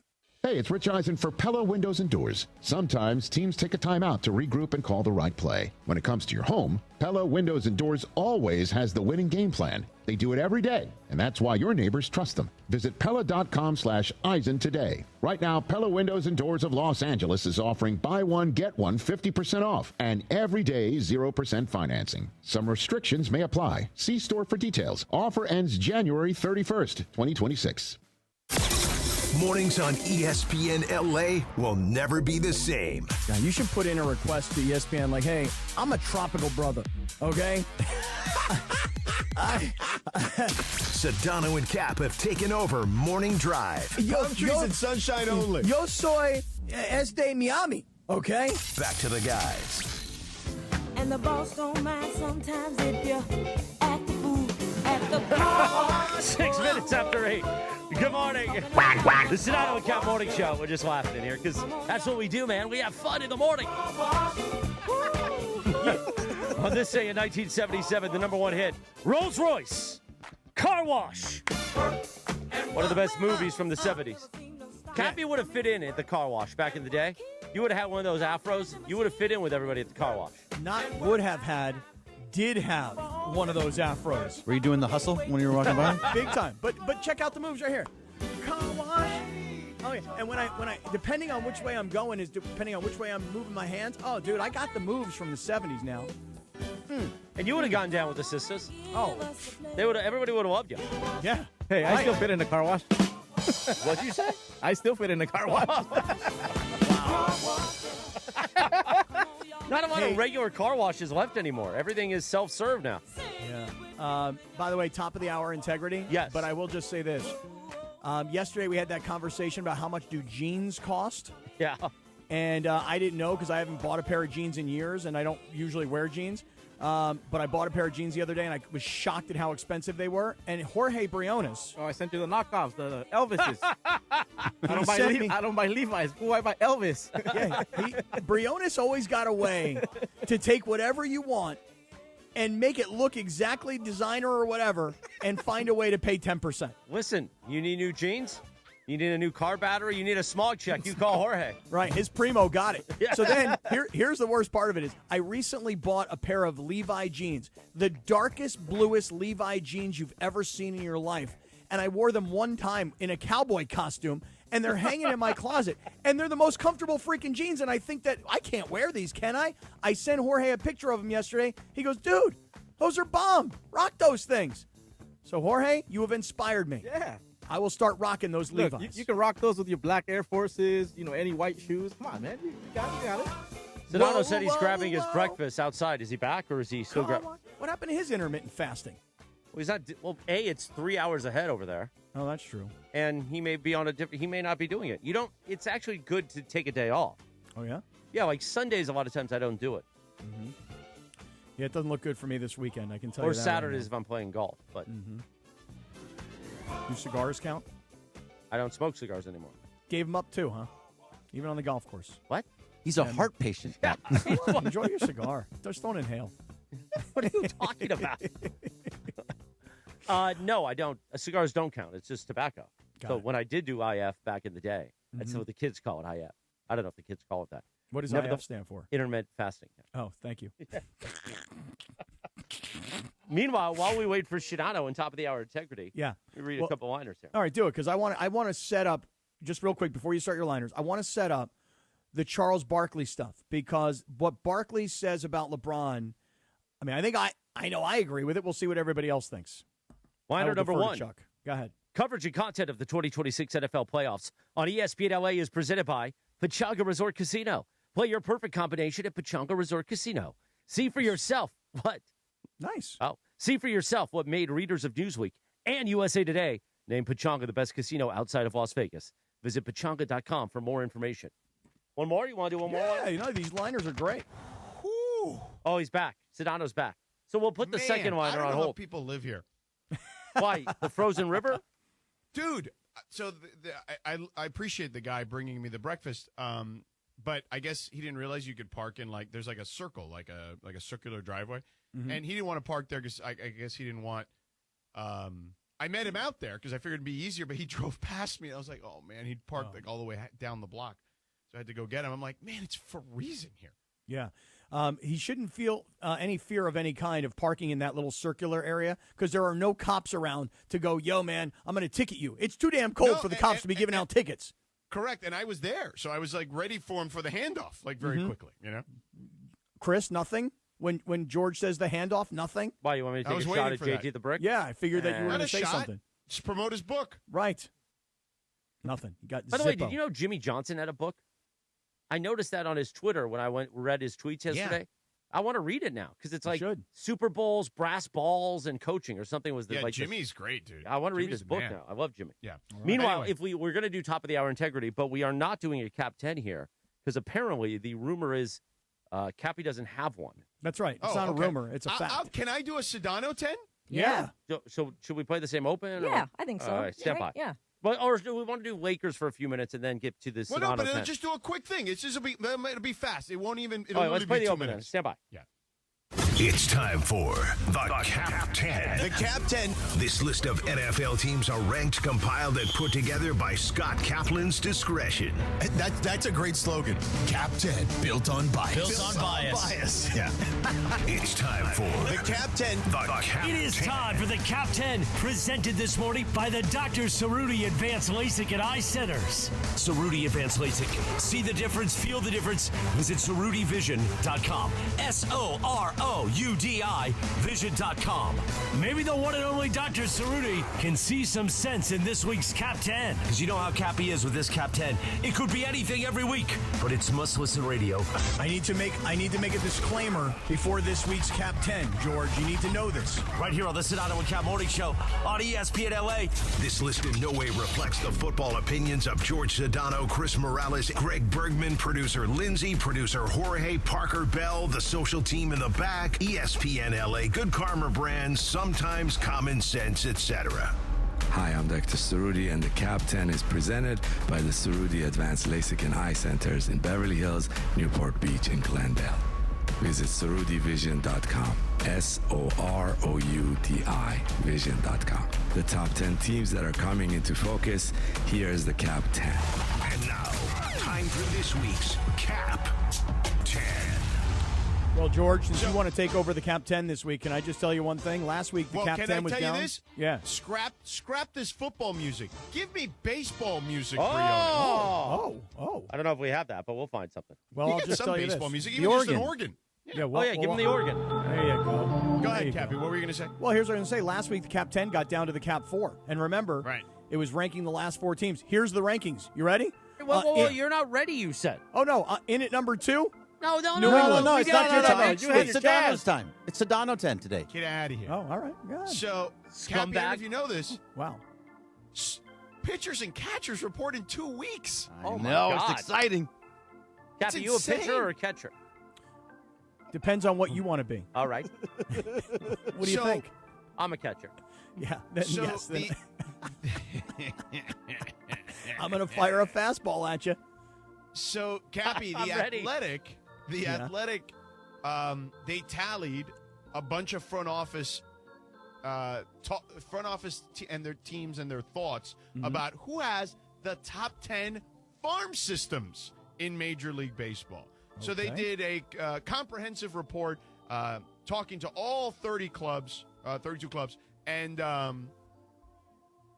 30 clubs, and then they decided to make a comprehensive list of the top 10 farm systems. Are you ready? I am ready. For the top 10 farm systems in Major League Baseball. Oh, good music. The old Sunday Night Baseball theme from the 90s. All right, number 10, the Boston Red Sox. Okay, coming at number 10. Number 9, a team that's had a lot of good young players, but they've all come up recently over the last 4 or 5 years, the Baltimore Orioles. Okay. Now, number 8, the worst team in baseball is finally starting to get their house in order, the Chicago White Sox. Number 7, a team that has done a pretty good job of bringing in some young guys up and making sure that they perform at a high level, including maybe the best pitcher in the sport, the Detroit Tigers. Number 6, the Washington Nationals. Number 5, Lindsay's Cleveland Guardians, who churn out young prospects on the regular. Number 4, Cappy. Here we go. Pittsburgh Pirates. Let's go, Buccos. Let's go. Let's get down there. Let's go, Buccos. Right. Number 4, the Pirates, who, again, I feel like the Pirates are one of these old school, awesome brands in baseball. And if they could ever get good again, it would be fun for Major League Baseball. Number 3, one of the better teams in the sport, the Seattle Mariners, who have done a fantastic job. I mean, you look at a guy like Julio Rodriguez over the last 5-6 years or whatever it's been. I mean, they just continue to get some of the best prospects in the sport, and while also thriving. Now, number 2, your Los Angeles Dodgers. The Dodgers. Yep. Despite all the paying for players and they buy everybody. Oh my God! I It's can't baseball. believe they're ruining the sport. They're doing they can't keep doing this. Why are you doing that voice when you do that voice, and then it sounds like you're all nasally, and when you're talking about the Dodgers and you're talking about their farm system and how they're ruining the sport, why do you do that voice? I'm curious. I'm doing that voice now, too. The nerdy people that are all upset about the Dodgers buying players allegedly. Oh, okay. Now I get it. But your voice, Cappy, is like a nerdy Gruden. Oh. Yeah, it is. I just heard like the nasally Sedano, So the Dodgers, not only are they the team with the deepest pockets, but have the number 2 farm system, according to front offices across Major League Baseball, as the Athletic tabulated this. And number 1, this is not a surprise. They've been top 3 for a long time. The Milwaukee Brewers, who are also excellent at turning over prospects and staying very competitive as one of the better teams in the National League. So there's your top 10. It's a Sedano 10 top 10 farm systems 2 weeks away from spring training.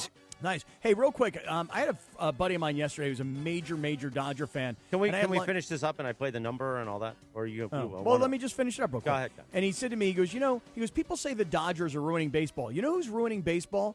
He said it's the Pittsburgh Pirates. And I loved his perspective. It's not the team that's spending more. It's the team that refuses to spend.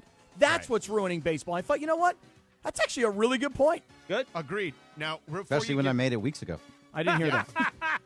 Yeah. Didn't hear Good you job, say that. Bergie. No, way to Good go, job, Berg. Bergie. Way to go, Berg. It wasn't you. Bergman. All right, finish the number, Chris, and then I do want to get Bergman's thoughts on something. All right, thanks to Dr. Cerruti for the Cap 10. Call 855-NOW-2020. 855-NOW-2020. That's 855-669-2020. And for all these weasels that are like, hey, wait a minute. You're promoting Dr. Cerruti, but also VisionWorks.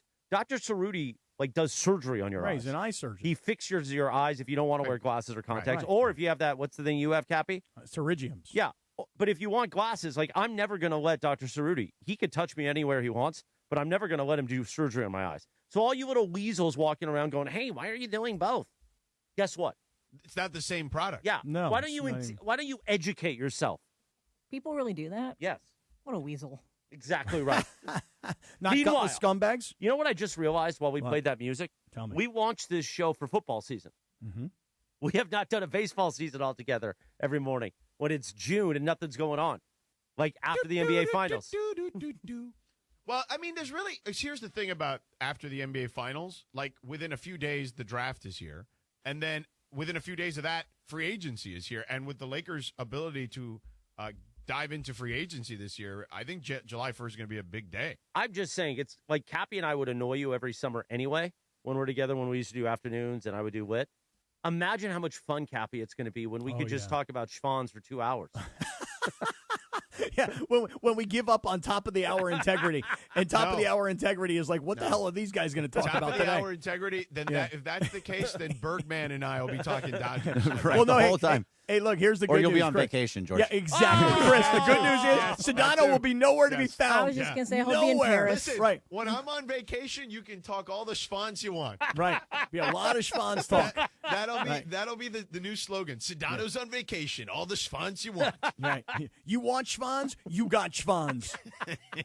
You want schwans? We got schwans. I'll be back when the Rams preseason starts. Yeah, we'll talk to you then, George. Yeah. So anyway, Bergman, what do you make of that list? It's a lot of lists are like that. Like MLB Pipeline has the Dodgers right either in one or two pretty much every year at this point now. They're doing what every other team in baseball should be and hope to do. You're from top to bottom, from GM and owner all the way down to your minor league system. They are at the top tier of all of it. So that's why this team is so good and is not ruining the baseball. It is all the teams that are just not spending their money. And they're like, there's like the Pirates, to your point, Cappy, with your friend, they spend, I think, 25% of their revenue on their players. Right. That's it. That's it. They're making over $300 million, and 25% of that money is going to their players. That's why they have a bad product. And that's why, again, there's two ways of looking at things. It's always the little guy who's the victim against the big guy, right? But if you really stopped and thought about it, you might say to yourself, oh, wait a second. If Pittsburgh has $300 million in revenue and they're only putting, I'm making up a number, $75 million of that money into their player payroll, but you look at the Dodgers, and let's just say the Dodgers had $500 million in revenue, but they put $300 million back in, the percentage is so much higher. Clearly, one organization is built to try and win, and one organization is built to try and sell merch and beer and whatever else that you go to PNC Park for. But one thing, George, about this top 10 list on The Athletic, did you go south of 10? Did you look any further? They just had the 10. Yeah. Well, here, listen, let me tell you who the worst teams are in Major League Baseball. Okay. In regards to their farm system. Correct. Number 29. I'll just give you the last two. Number 29, the Angels. Which is, how could you be this bad and have a bad farm system? Correct. Then you're screwed for a long time is the whole point. And talk about being screwed for a long time. The worst farm system in baseball, which, by the way, not long ago was considered a top 5 farm system in baseball literally annually. Padres. The San Diego Padres. Well, they just traded away everybody the last 3 years. Correct. Because they thought they went all in. Yeah. To try and beat the Dodgers, and then found out, you know what, we had them on the ropes, and we didn't get it done, and now we got a bunch of $30+ million a year contracts with guys that are getting older and not going to be as productive. And by the way, how about this? We have a payroll that we've never had before, $200+ million, paid all these luxury taxes. Let's hand it off to a guy who's never managed before, who they essentially had to beg to become their manager, who's a former middle relief guy, pitcher. I mean, the worst farm system in baseball. Amazing. Bergie, I don't mean to put you on the spot, No, but do it. Put him just on the spot. A couple of quick thoughts on who are some, because the Dodgers do have every year. There's like one or two guys we should be watching out for. These young guys that could pop in spring training, who maybe we could see a little bit of at some point during the regular season, maybe even before September call-ups. Who are some one or two guys that you think we should be keeping an eye on? So the biggest guys that they have are probably still a little bit too early. A lot of it is in the outfield, which they need that outfield help. They have a Josue DePaula. I believe he's still in Single A, maybe in Double A, but he's been a very, very big prospect for the Dodgers for quite some time. They don't want to put him in anywhere. He's probably their highest rated prospect. Right. Zaire Hope is another guy, another outfielder that has a ton of upside. That again, still really, really low, but another And they're outfield. hoping he comes up at some point. At some point in the next couple of years. But the biggest guy that's moving up the most right now is a guy, his name is Eduardo Quintero. Again, another outfielder, but he is starting to really show that he's going to be a top prospect for this team. There you go. So there you go. Three guys. Quintero, Hope, and who was the first guy? It was Quintero, Hope, and... Did you say DePaula? DePaula, yeah. Josue DePaula. DePaula. Yep. Josue. See? Josue. Josue. There. You didn't mention Chase Harlan. Oh my God, Chase Harlan! What a prospect this guy I don't is. know. Oh my God, River Ryan. River Ryan is a really good pitcher. Been, he was we've he was known injured. about River Ryan for a coming while. off the Tommy John surgery. Yeah, he pitched 2 years ago, and he was really good, and then had Tommy John. You didn't mention Alex Freeland. Oh my God, what a prospect this young fella is at shortstop. By the way, he came I'm making up all this up. Well, no, Alex Freeland played last year on the Dodgers. He played third base when Max Muncy was hurt. So yeah, just a preview of what the summer's going to be like. Right. All right. You think you got me, Cappy? I got you. Yeah, you do. You are an expert of minor league Dodger prospects. Way to go, Thank you, Berg. That was that's informative, so people can have some ideas. So all right, and then there'll be a lot of Schwanz talk as well. So for all you weasels out there that like to walk around and also go, oh, a lot of horsepower on the morning show. Well, that's why, because we need Berger to do that part. So all you weasels, how about this? Listen to the show and be thankful that we come in here every day to do this for you. How about that? Yeah. Weasels. Be grateful. Hey, Weasels. Hey, coming up next, there's some chatter that the Lakers could be aggressive at the trade deadline. We'll have that coming up. 8:25 in the morning. Quack, quack. And they didn't think I could come up with a new word. How about that, weasels? We'll do that, whatever Sedano teased, and we'll have more fun at Frivolities. Smile. It's a Weasel Thursday on the Sedano and Kap Morning Show on ESPN LA. The Sedano and Kap Morning Show. Yamava Resort and Casino at San Manuel is giving away a Mercedes every Thursday in February. Club Serrano members play all month long to earn entries for your chance to win this powerful and luxurious full-size German SUV. Join for free today and don't miss your opportunity to drive off in a brand new Mercedes. It's all happening at Yamava Resort and Casino at San Manuel, celebrating its 40th anniversary. You in? Details at Yamava.com. Must be 21 to enter. Please gamble responsibly. Laker fans know when the shot's open, you take it. That's why National University helps busy students drive the lane on their goals. Flexible online classes, whole team support. Juggle your job, your life, and keep driving toward your degree. National University, official higher education sponsor of the 17-time champion LA Lakers. Take your shot and learn more at nu.edu. That's nu.edu. And straight to the championship with a brand new truck from Northridge and Wonders Toyota. Lease a brand new 2025 Tacoma for just $84 a month for 36 months plus tax, only from Northridge and Wonders Toyota. You got a trade-in? Your ride could be worth more than you think. So get in the game with Northridge and Wonders Toyota. They make it easy. Tacoma model 7162G, VIN number 3TYJDAHN1 ST037657. Base excludes tax, title, license, registration fees, dealer options, and charges. $59.95 due at signing. $84 per month. Offer expires 1/31/2026. Let me tell you why I went to VisionWorks in Orange County. First, it's so simple. Simple scheduling, so I booked my exam fast. Simple shopping, so I actually found frames I liked without overthinking it. And I love my new glasses. And here's the best part. VisionWorks backs it all with a 100-day guarantee. If your glasses aren't right, they'll make it right. VisionWorks accepts most major insurance plans. And their eye experts will help you get the most out of your benefits. And they can if you don't have benefits. So if it's time for new glasses, do what I did. Head to one of the 7 OC locations. Go to VisionWorks and see the difference. Life is full of choices, some big, some small. And when you choose an H&R Block Tax Pro, you're choosing the largest network of tax expertise to be in your corner. For when your big ambitions need help with the small details. For when your 6 figures come from 6 different places. For when your gaming stream becomes your revenue stream. For when your business's year one needs 70 years of tax know-how. At H&R Block, we've seen it all, and we're here to help you make the most out of your money for life outside the box. Get started at hrblock.com. My name is Whitney Allen. I am a widow. My husband, Ryan, died. We never thought in a million years we'd have to use life insurance. The unexpected happened. With Ethos, it is so fast and easy. It's 100% online. You can get a quote in seconds, apply in minutes, and get same-day coverage. No medical exams, and you can get up to $3 million worth of coverage through Ethos. Get your free quote at ethos.com/game. That's ETHOS.com/game. Time spent on application may vary. Online health questions required. The Sedano and Kap Morning Show. On the road to the Lombardi Trophy. Powered by Yamava Resort and Casino. You in?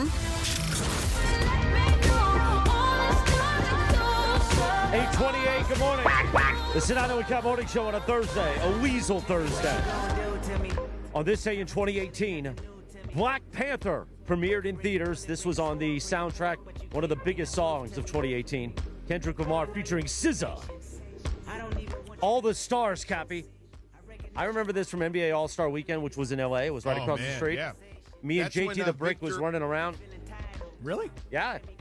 That's when we were friends. Do you remember Victor Oladipo had a Black Panther mask on during the slam dunk contest, which was kind of cool. Rest in peace, Chadwick Boseman, man. Absolutely. Great actor.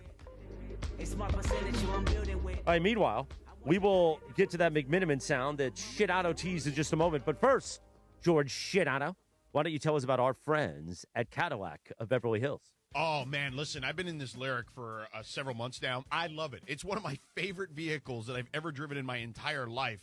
And you can have one as well at Cadillac of Beverly Hills. It's very simple. I mean, you can get one as low as $400 a month, basically, in regards to a lease. And we've teamed up with the finest dealership in America, as you know, Cadillac of Beverly Hills. We know Cadillac. But when was the last time you've driven one like me? Get in one of those lyrics, man. They got a beautiful brand new lineup of Cadillac EVs, which includes the lyric, which the one I'm in is the V Series. It's literally the fastest EV SUV in the world.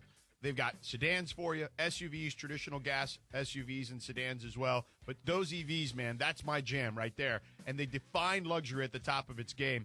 You can find them all at Cadillac of Beverly Hills. When you drive Cadillac, you know you've made it, man. And why wouldn't you drive the greatest American luxury vehicle? So go in and say hello to the incredible team at Cadillac of Beverly Hills. Say hi to Dan and Tony and the crew over there. Check out their beautiful showroom at 8767 Wilshire Boulevard in Beverly Hills. And you can check them out on the web at CadillacBeverlyHills.com. Thank you, Shitano, 8:31 in the morning. It is time for that Dave McMiniman sound, and that's part of our Morning Wood. I knock on the hardwood here.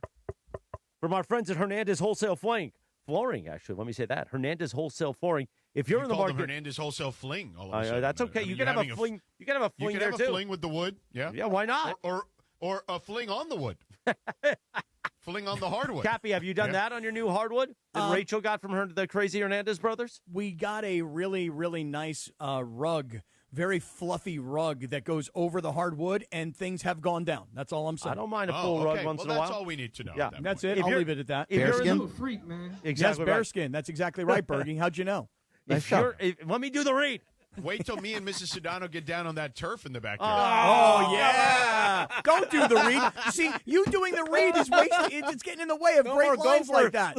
Yeah. Are you guys going to eat those Japanese plums while you do it? Hey. Low Oh, my God.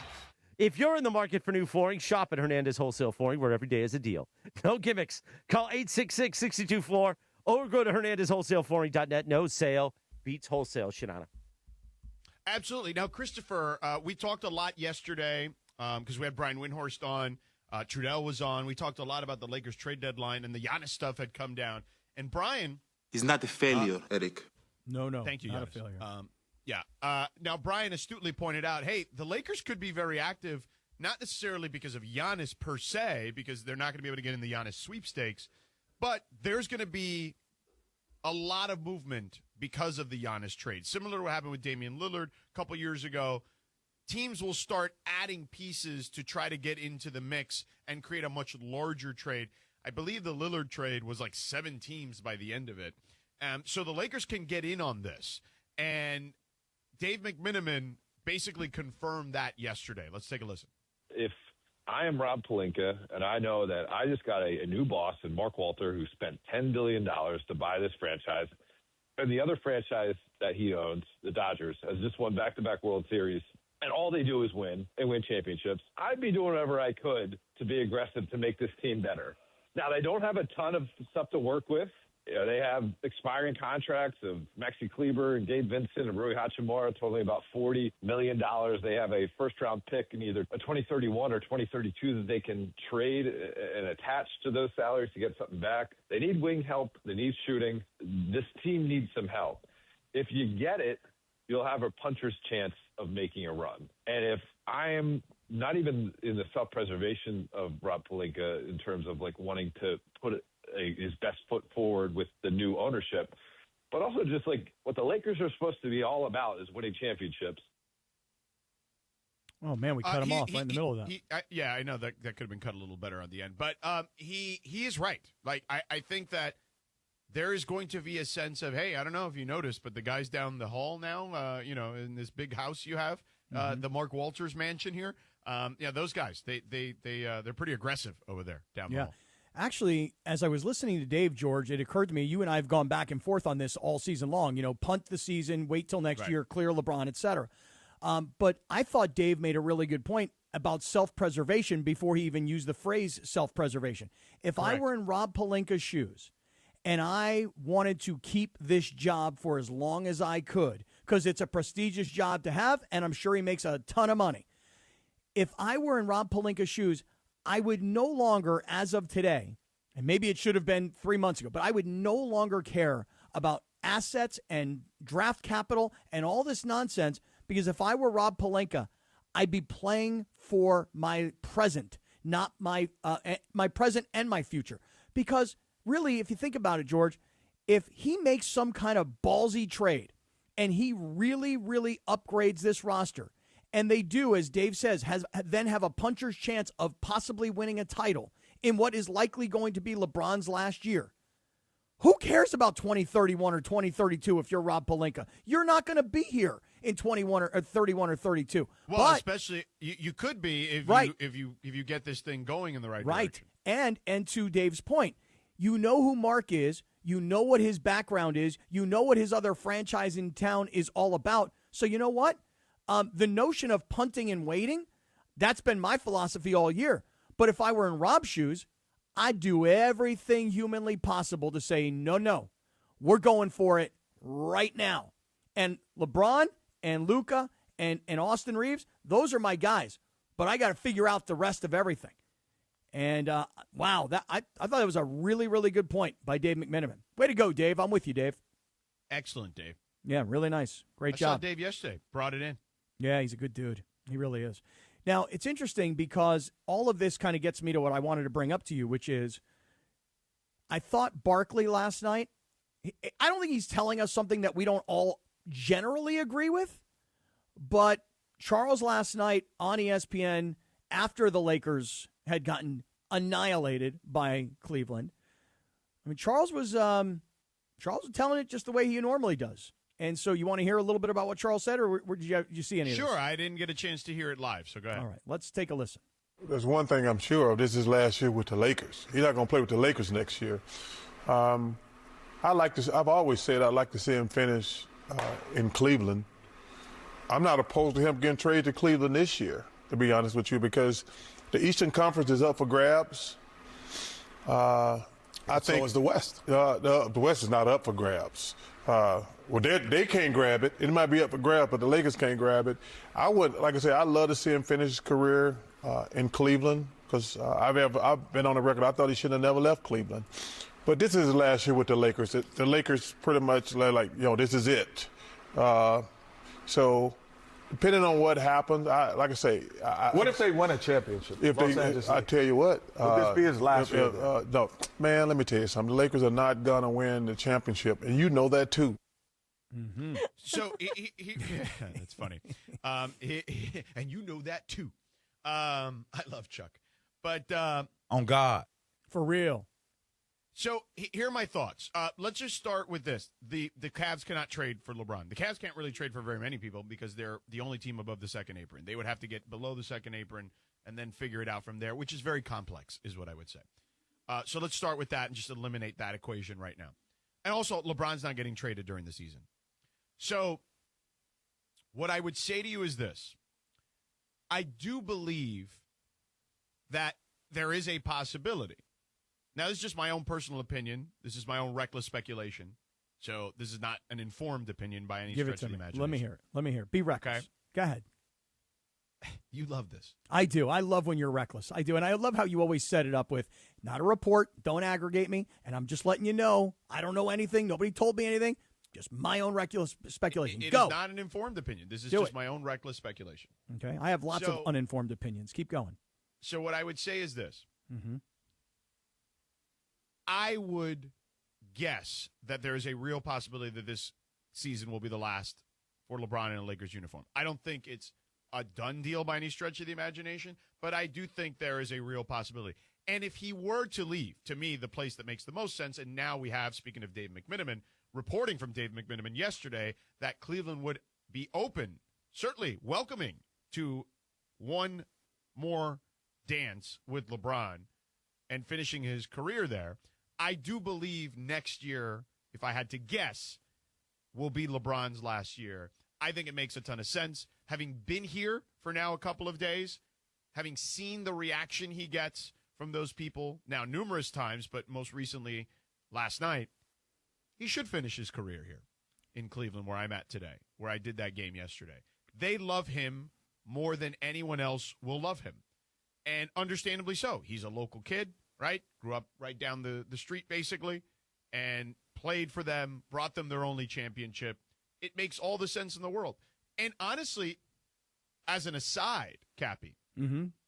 I actually think for the business of the NBA, there you go. It would be fantastic because you would have LeBron in the early television windows again on a regular basis, which, look, the NBA ratings are doing great. Like, that's not an issue right now.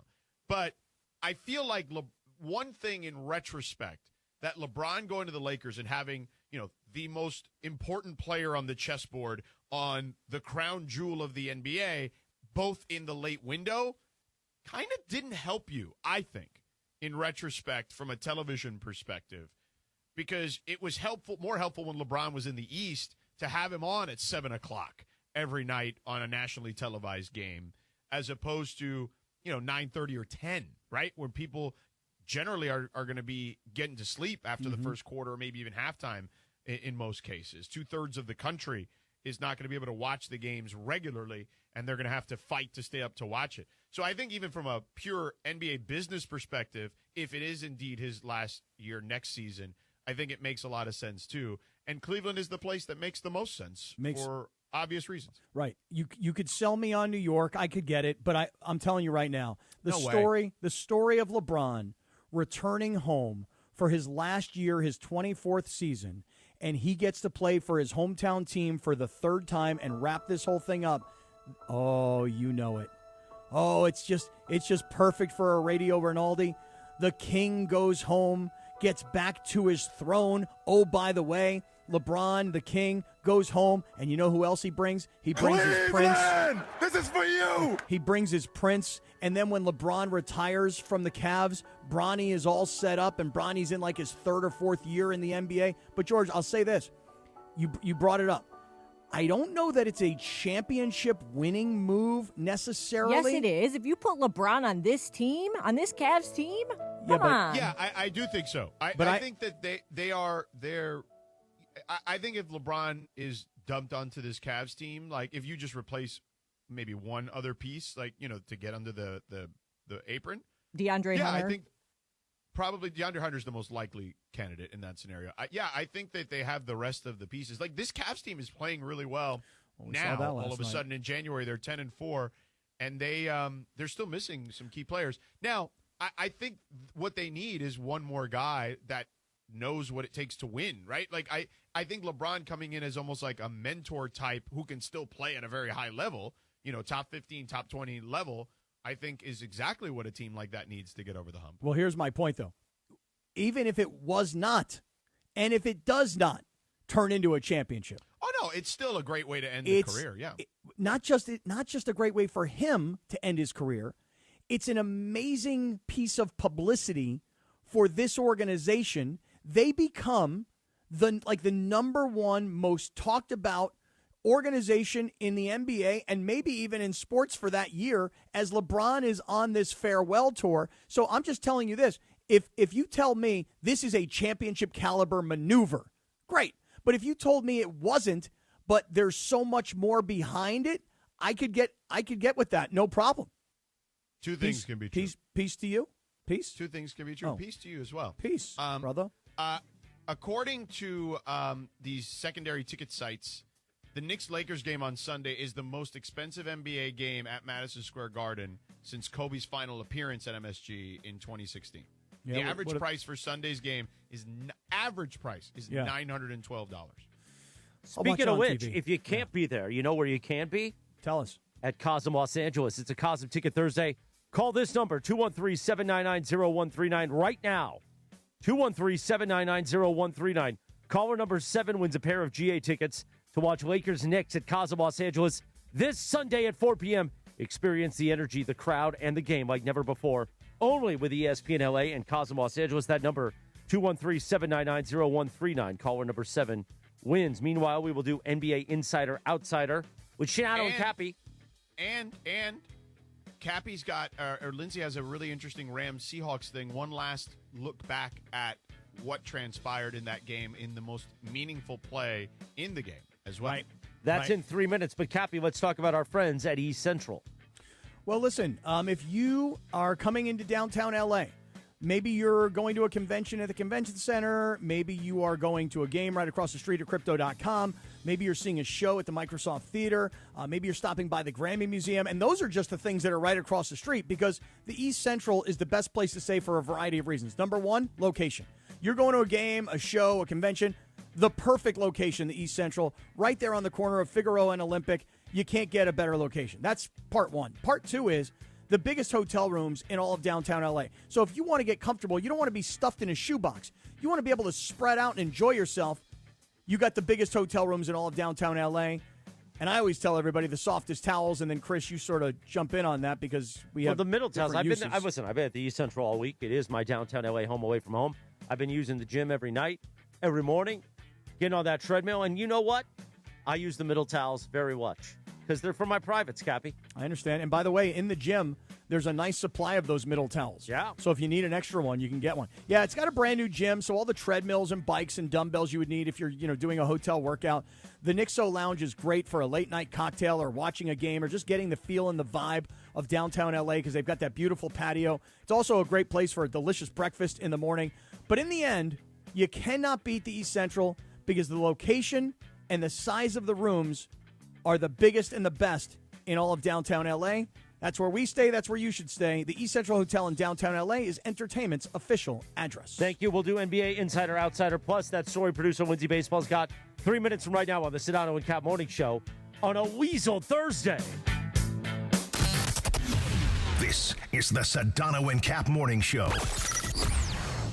Change is in the air at LAX. Los Angeles International Airport's automated people mover trains are rolling soon as part of LAX's ongoing investments in improving your travel journey. The new trains will quickly move guests between all terminals. The new consolidated rental car center, metro trains and buses, and economy parking in 10 minutes or less. Departing every 2 minutes, they'll help approximately 30 million passengers per year. Learn more at lawa.org/ESPN. That's lawa.org/ESPN.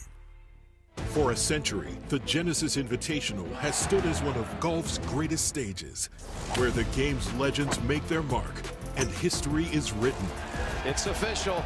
The round that will long be remembered. Oh, yes! Ludwig Oberg. February 19th through 22nd, celebrate 100 years of championship golf. Experience the drama, the tradition, and the moments that define the Genesis Invitational. Get your tickets now at genesisinvitational.com. Hey, it's Mace. If you love sports, you gotta see Cosm Los Angeles. Massive display, crystal clear picture and fans everywhere. Step inside the dome, wraparound visuals, put you in the action. You want variety? The hall delivers live multi-view sports, no remote needed. Football, NBA, Premier League, UFC, all there. Then head out to the deck, a panoramic rooftop bar with craft cocktails and local favorites, sports, movies, date night, game night. Cosm does it all. Get tickets now at Cosm.com. Big ol' sucking sound. What if your instincts could pay off? With Robinhood Prediction Markets, you could put your knowledge to work on the events that matter to you. Prediction Markets isn't just sports. It's the Fed rate decision, your favorite award show, and so much more beyond the playing field. Trade events with Robinhood. Visit Robinhood.com/predict. That's Robinhood.com/predict. Futures and cleared swaps trading involves significant risk and is not appropriate for everyone. Event contracts are offered by Robinhood Derivatives LLC, a registered futures commission merchant and swap firm. The post-career day press conference, brought to you by Progressive. Anthony, can you tell us what happened during career day? I'm a biomedical researcher. The kids just weren't impressed. How did you feel when your son called in the backup? Embarrassed, and I knew it would be a fireman. It's always a fireman. It's cliche, but a crowd favorite. He had an axe and everything. I can't compete with that. And will the fireman be helping your son with his science fair project? Hope not. I'm literally a scientist. Like it or not, sometimes you need a backup. That's why there's Progressive to protect your home and auto. Progressive Casualty Insurance Company affiliates and other insurers. Not available in all states or situations. Every great team has its core players, but when the season gets tough, adding the right free agent can make all the difference. The same goes for business. At Robert Half, we found that 67% of companies surveyed plan to increase their use of contract talent to handle workload peaks and backlogged projects. With Robert Half's specialized recruiters' experience, combined with their award-winning AI, you can quickly find the skilled candidates you want. At Robert Half, we know talent. Discover how we can help at roberthalf.com/talent. The Sedano and Kap Morning Show on the road to the Lombardi Trophy. Powered by Yamava Resort and Casino. You in? 8:49. Good morning. The Sedano and Kap Morning Show on a Thursday. Happy birthday. We lost him in 2014. He would have been 66 today. The drummer for the Ramones, Cappy, Tommy Ramone. Wow, way too young. Way too young. 2014. 66 today. Yep. So, well, listen, they live fast, man. They live fast and hard. What can you do? Yeah. I think they're all dead now. All Ramones, huh? I think so. Meanwhile, at 8:50, it is time, which is the time right now, for NBA Insider Outsider. Guys, we have an out time of 56:30, just FYI. All right, and then, George, we can get into that Ram story that definitely want to get into a little bit. I'm sure everybody's seen the video by now. You ready for some Insider Outsider? Let's do it. Lindsay, go ahead. All right, George. First one I got here for you on the NBA Insider Outsider is, can the Pistons or the Spurs catch the Thunder for the top spot? Well, I don't believe that. Do you mean like win the championship this year? Yeah. Like, do you think that either of them are like, So I think the Pistons are being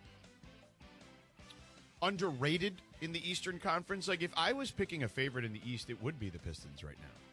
And now, do I think they can beat the Thunder in a 7-game series?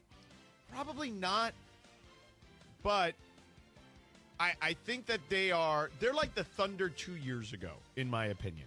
That's where they're at. They'll be there. They will be the team that I think that could end up being the team that sees more time out of the Eastern Conference in the finals in the next several years than anyone else. Things can change. Obviously, the Giannis part of the equation is certainly something that keeps things up in the air at the moment. But I don't think Detroit's ready just yet. I think they can be in the finals. I would label them and name them my favorite out of the East currently constituted. The Spurs have beaten them in the regular season, but it's a little different come playoff time. And while I really like Mitch Johnson, their head coach, Stanford guy, really smart, been in the organization for a number of years. And obviously Wemby, you saw what he did yesterday at the end of the game. Victor for three. Wee.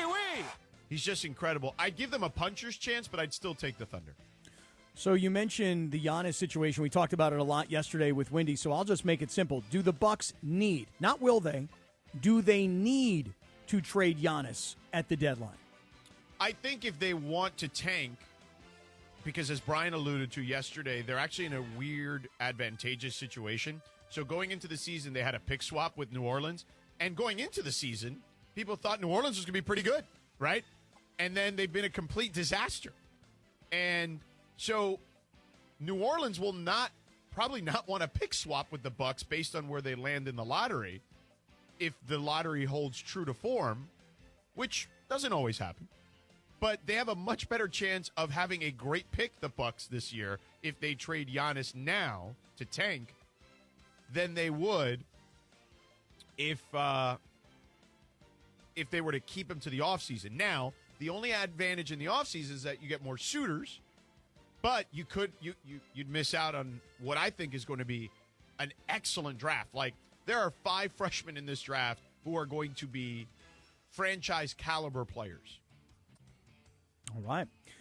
Want me to ask the next outsider. one? Yeah, go for it. All You're right. an outsider. Go for it. So Steven Adams, who I love, also, by the way, really quick, did you guys see his video he posted recently of his little 1-bedroom apartment that he lives in, and he sleeps on the floor in a sleeping bag? No. And he's worth like tens of millions of dollars. No. Yeah, he's like, oh, it's good for my back. back. Not surprised, though. He's very much a minimalist, so I'm not like super surprised. But also, I have not seen that, and I will seek I'll it. have to Plus, he's post a it. monster, dude. I He's know. so gigantic. But anyway, so he just had season-ending ankle injury, and I was kind of rooting for the Rockets, just a little bit because I love KD. Is there any way that they can still contend in the West without him?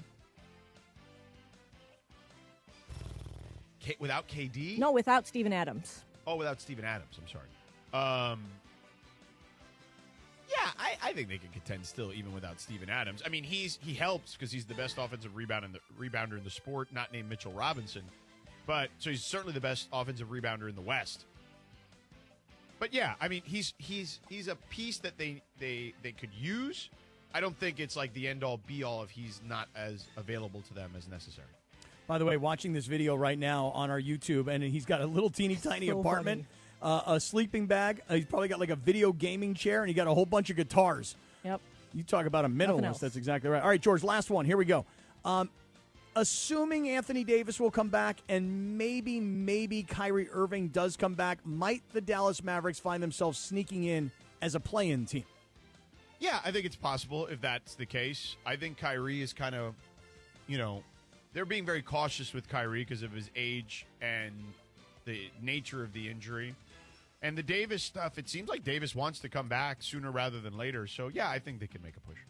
All right. Well, there you go. A little outsider-insider for you.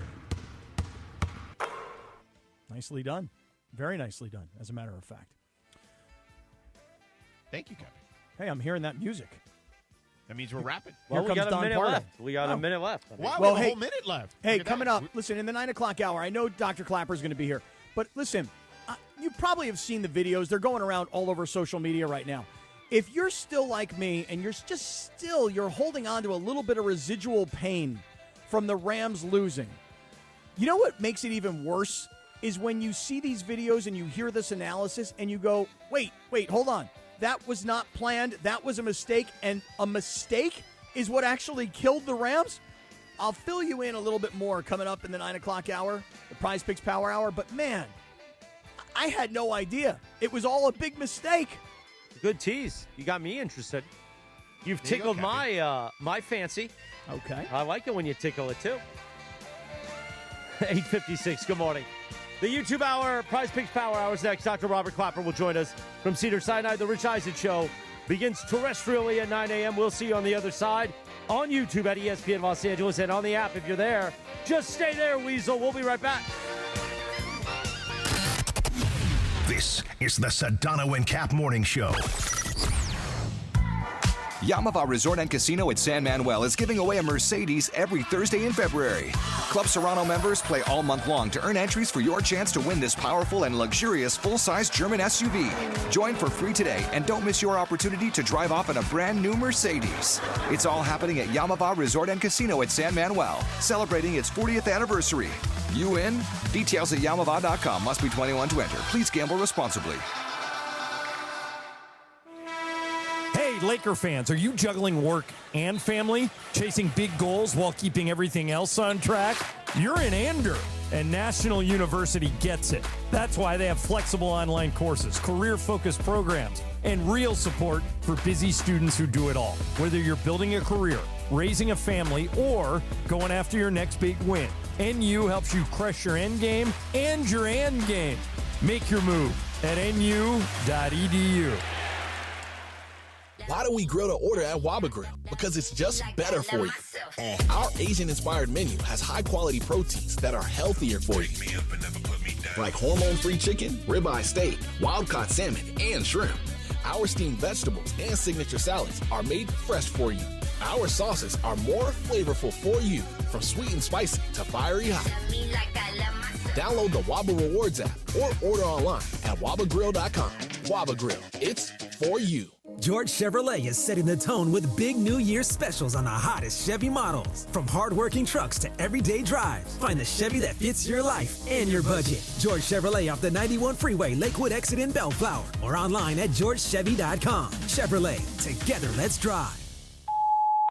Hey, bro, weirdest thing is happening at the game. This guy sitting next to me says, "You're our good luck charm. Every time I crack a Bud Light, we score a touchdown. Now his entire family wants to buy me Bud Lights. I think I'm some kind of a football prophet. Talk soon. The team needs me." Anything for Bud Light, the official beer sponsor of the NFL. Stock up today. Enjoy responsibly. Copyright 2025 Anheuser-Busch Bud Light Beer, St. Louis, Missouri. We all hear the radio ads about the IRS. They tell you to be afraid, to be scared, and they try to frighten you into calling. I'm not here to do that. Tax Relief Advocates is different. TRA is here to tell you that if you owe money to the IRS, whether it's $5,000, $50,000, or $500,000, we have a solution. It doesn't matter if you're sitting in your car, at work, or with your kids. No matter where you are, call now. 800-575-6759. Don't lose hope. TRA can eliminate or reduce what you owe to the IRS. Generous programs are now available that can give you a fresh start. Our passion is taxes and helping individuals fix their IRS problems. We have over 1,000 5-star reviews on Google and an A+ with the Better Business Bureau. You don't need to be afraid of the IRS any longer. End your tax nightmare today by visiting us online at TRA.com or call 800-575-6759. That's 800-575-6759. Tax Relief Advocates. Real solutions for real people. The home of Rams football, and now the home of The Rich Eisen Show. Weekdays 9 a.m. to noon, KSPN Los Angeles, a Good Karma Brands radio station. Previously on the Sedano and Kap morning show. All right, here we go. Lonzo's got it. Bronny steals it. Here's Bronny on a breakaway. Here we go. Slam dunk. And the crowd comes to its feet. And his daddy's going, "That's my boy." So on a night where almost nothing goes right for the Lakers, Bronny gets a moment to enjoy in his hometown. The Sedano and Kap morning show is on the air. The biggest show in ESPN LA history. Here is Bronny at the top of the key, three-pointer. Good. Why not? So I tell you, man, Bronny's got a nice shot. Just doesn't look to shoot when he gets out there. Well, nobody'd yell at him if he shoots every time he gets the ball now. A little sabor. Yeah, I don't think people like being called hacks. You're the güero on the radio. No. Giant Mexican, horn section. Did you have me on your show to berate me? Is that what you're doing now? Give me a freaking break. I'm reacting to Art Bell. Yeah. Midnight in the desert. I'm Art Bell. Scott Kaplan, eat a fat one, bro. The Sedano and Kap morning show on 710 ESPN. The all-new ESPN LA app and on YouTube at ESPN Los Angeles. We're bigger than U.S. Steel. Wow, that's crazy. Well, you want to Bit boy. right now. Monstrous. Beto, I don't want to eat that. We did it, Dad. We did it. You were riding high on the stinger last time. Oh, big time. Right, that's right. Of course we were. So, mongrels, stay tuned. Welcome home, King. Glad you're back home. Now take this ass whooping with you back to L.A.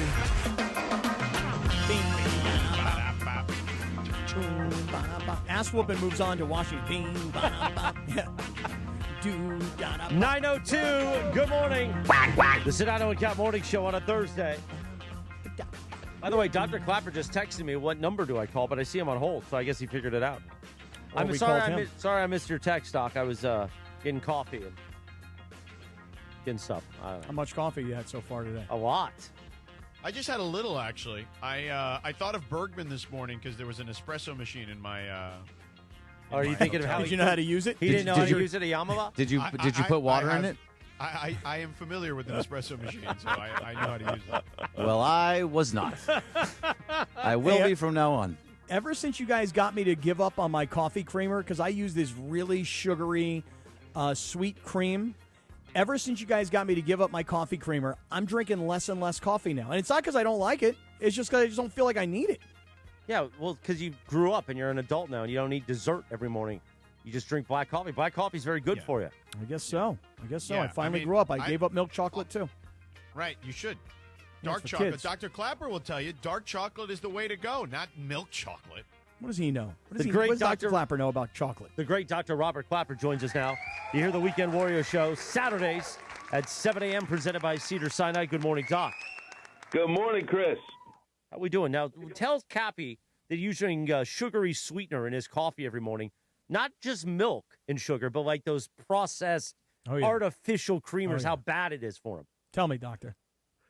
You know, I live in a glass house, so I can't throw a rock at Scott Kaplan.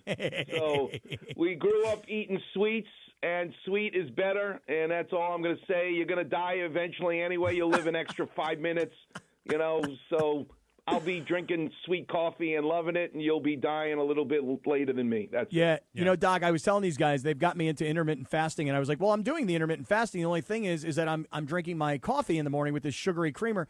And they're like, no, don't you understand that that's like the worst thing you could do? Right, breaks the fast. It gives your body the sugar.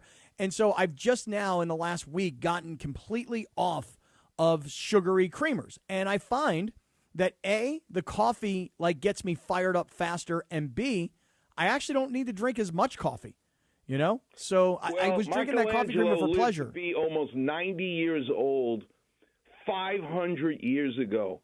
He outlived 9 popes. Nobody lived to be 90 years old. They lived to be 35. And the reason he lived so long is he stopped eating.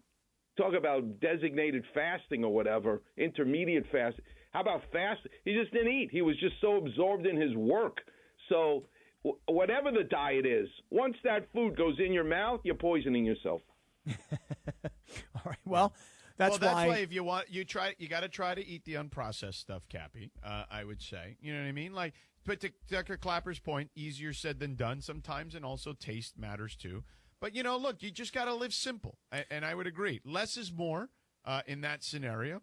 But if you're going to put the fuel in, put in some good fuel. You're not, that's just the deal. You're not, you've got enough money, Cappy. You don't have to put 87 gas. You can put the 93 in there or whatever. Oh no, I still use the 87 no matter what. But Doc, it's funny because it's funny you say that. You're going to die anyway. Sometimes I'll be sitting down like, should I get the burger or should I get the salad? Well, I know I should get the salad, but gosh, I really want the burger. And then I think to myself, what happens if 10 minutes from now, I walk out on the street, I get hit by a car, and I'm dead, and I didn't have the burger, and instead my last meal was a freaking salad? You know what? Bring me the burger. In fact, make it a double. But I would say this, Doc, you know, they make healthy food a lot more delicious than it used to. You know what I'm saying? Like, it used to feel like healthy food tasted like cardboard. Like this morning, I had here delivered to the studio in Cleveland, okay? I had some scrambled eggs, it's delicious. Some avocado toast on some wheat toast. A little lemon. You know, it was delicious. And what I'm saying is, you put a little salt, a little pepper on it. Good to go. They had a little sea salt. You can eat healthy, and it tastes good now. Like people have got in the food industry have understood how to make even healthy food not taste like cardboard and taste good now. There's a book, George, called Wheat Belly, W-H-E-A-T, Wheat Belly, written by a cardiologist. So when your great-grandpa went to North Dakota to look at the wheat field, it was like in the national anthem, you know, blowing these 10-foot-long stalks. You know, if you went to North Dakota now and looked at the wheat field, you would say, where's the wheat field? Because the plant now is only 6 inches off the ground, because they now genetically have programmed the wheat to be bug resistant and drought resistant. It doesn't even look like a wheat field anymore. And in that process, whole wheat, which is in whole wheat bread, is no longer what it used to be. And what he shows you in this book is if you eat a Snicker bar, right, a candy bar, your sugar, the glycemic index, goes up, let's say, to 120. You have 2 pieces of whole wheat toast, your glycemic index jumps to like 300. It is actually less of a sugar rush with the Snicker bar than the whole wheat toast. Wow. Damn. Read that Would not have- book. Read would that not have book. known It'll that. blow your mind. Okay. You say it's called wheat. Just wheat? Or wheat belly? Belly. Wheat belly. Wheat belly. Davidson, Okay. I think the guy's name is. It's an unbelievable book, life-changing to read it, and you will now be dieting, but also understanding how our food is so adulterated now. Mm-hmm. Yeah. No, that's fair. But I still think Cappy eats like a child. You should have dark chocolate, not milk chocolate. Well, I do have more dark than milk, but I just always find it funny that you have told everybody that milk chocolate is for children It's and for dark chocolate children. is for adults. I eat Judgmental. milk chocolate. Like on Halloween, I tried to have like a Kit Kat that one of my kids brought home. Mm-hmm. And I was like, ugh, this tastes terrible to me. Yeah. Well, that's too bad. That's unfortunate for you, Yeah. man. You know. Hey, Doc, thank you so much. We don't talk about this. So Dr. Clapper is, he's a big fan of you and I, Scott Kaplan. And he's kind enough to join us every week. Right. He sends me the sweetest notes via text when he watches one of my games. And he sent one yesterday, and I always tell him the same thing. I am so appreciative of how supportive you are of us here, Dr. Clapper, but of me individually as well. I know I say it to you via text, but I just wanted to let the world know that's the case as well. I really mean it. I'm not looking for things to say.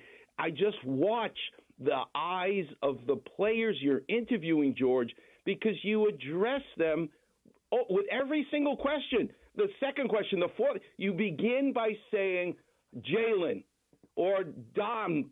You say their name, and they turn to you, and they give answers out of respect to you because you them for what you do, and nobody else does it. So it's a style you have, gift, and it's just so much fun to watch you work. You got a gift, kid. By the way, since we're all just doing like a big love fest right now, let me give you another thing about Dr. Clapper. You ready for this, George? Yeah.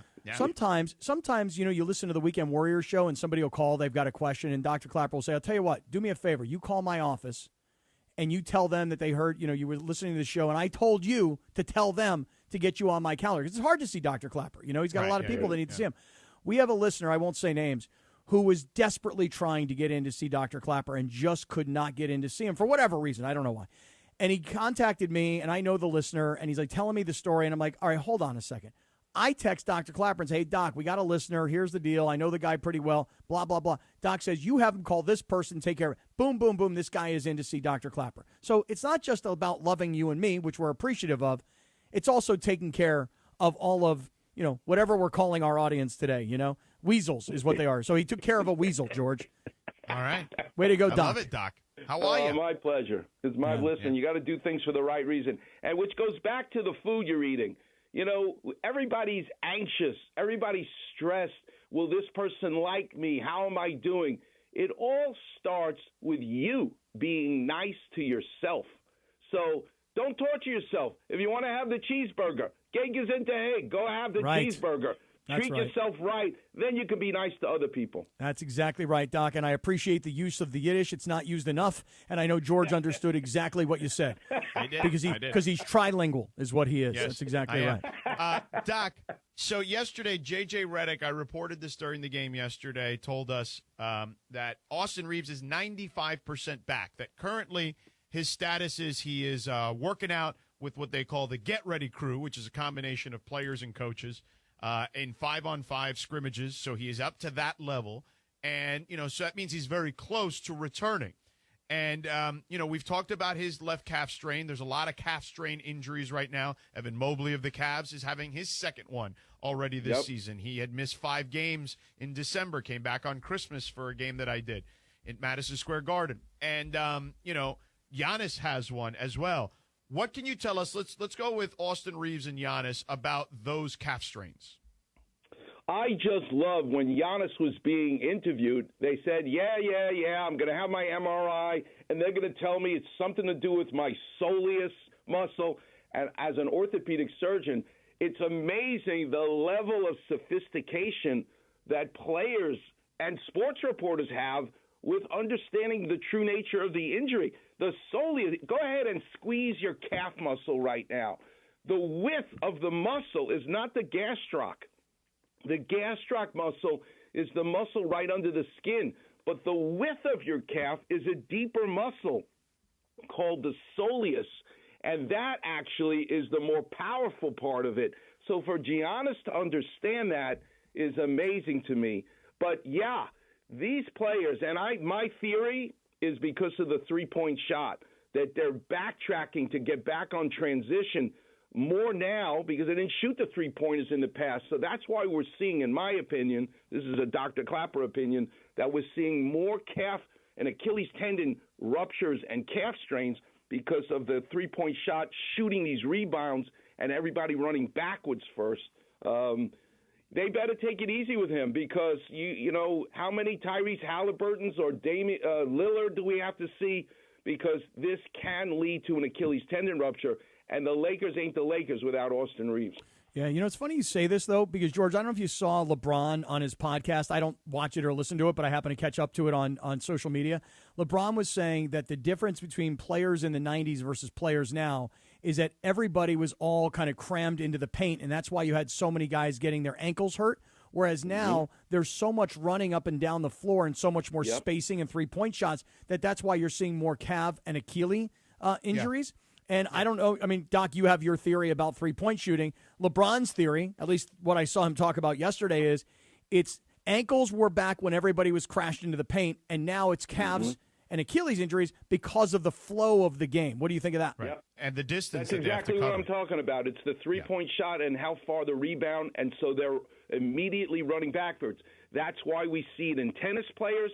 It's not running forward that's going to rupture your Achilles. It's when you start running backwards, and it's because go ahead and look at your guns, your biceps muscle now.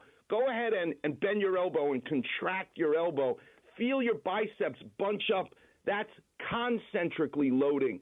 But now if you have a heavy bucket and you want to lower it slowly to the ground, now feel your muscle as you elongate the muscle. That's called eccentrically loading the muscle. It still has to fire as it's getting longer. That's what happens to the calf muscle as you try to run backwards. And that's when it's most prone to rupture and tear. All right, Dr. Clapper with us today. So, Doc, we hear a little bit about Austin Reeves, and I think your advice is good, which is do not bring this kid back until he's 100%. Right. George throws, Giannis into the kind of the same category because it's also a calf strain. What do you think about Anthony Davis? We always ridiculed him when he was here, and then, down in Dallas, it just seems like it almost seems like it's gotten worse. Now a finger and a hand sprain. So what do you think about those injuries? He's amazing to me. As an orthopedic surgeon, I just love, talking about Anthony Davis. And here's my Clapper vision for Anthony Davis. You go to clip some roses in the backyard, you use that little handheld pruning shears. But if you've got a clip like a branch that's banging on your window, a real solid branch, you can't use the pair of pliers size clipper. You got to get the one with the long lever arm, right? And then you can snap the branch. Well, when you look at Anthony Davis, he is one giant long lever arm.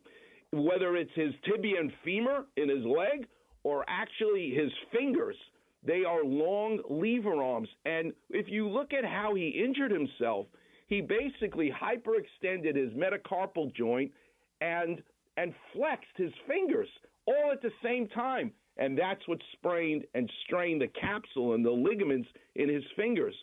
It's just because he is a giant pruning shears and not a handheld rose cutter. There George, you go. this would be good information for your wife with the whole gardening thing going on in the back with the Japanese plums. You know? I want to ask George a question, though. George, sure. Joel Embiid, okay? Yes. He's basically has maintenance for this left knee of his. Yes. And he takes time off, I get it. But when he plays, he's awesome. Does everyone appreciate that what he's doing on literally one leg? It's amazing.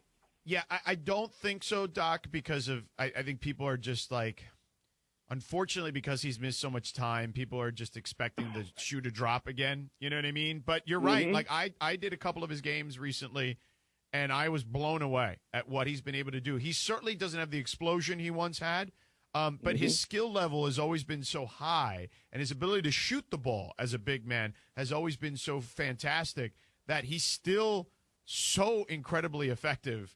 that it's wild. He's averaging 28 points a game basically this season, and nobody's talking about it, to your point. Mm. And I also wanted to ask you about Wemby. He credits so much of the centers that came before him and how much he learns from those guys. Who is he talking? Is he talking about Kareem? Is he talking about Will? Who does he see as the guys in the past that are guiding him? So there's multiple guys at different positions. Kevin Durant was his favorite player growing up. And, they have similar body types, right? Although Wemby much taller than Kevin Durant. He's another 6-7 inches taller than Kevin Durant.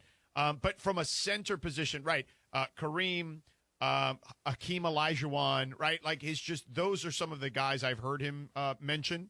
Even though he didn't play Kareem, he didn't see Kareem play, rather. But yes, I mean, just how versatile those guys were, in their day. Like, Kareem, the skyhook, man, he could hit that thing from 12, 13, 14, 15 feet at times if necessary. He didn't have to do it very often. And, Hakeem, it's interesting. Hakeem is one of those guys, and I think Kareem could have been in the same place because he was as skilled a player as we've ever seen. The fascinating part about those guys, and this is kind of the evolution of Wemby, is if those guys would have come up now, they would have been prolific three-point shooters, in my opinion, Kareem and Hakeem Olajuwon. But, the weirdness of Wemby, and I mean this in a great way, is he's got all those skills of like a Kevin Durant in the body type, or even bigger of a body type, or larger, taller of a body type of Kareem and Hakeem. But he's got like this Shaq-like impact. You know what I'm saying? Like, and they were talking about it last night on Inside the NBA, like Barkley was saying, and Shaq was nodding along. He was like in agreement that when you have a guy like that, it's like having Shaq. Like, you're like, man, how do we handle this guy tonight? And that's kind of the feeling when Wemby comes in the building. And he's still so young. He's only 21 years old. Like, he still has so much growing into his own body still even to do. But Shaq was, in complete agreement with Barkley yesterday, saying that he has that kind of impact that you can't really game plan for him. You almost just have to hope he has an off night. I just love when young players reference the past.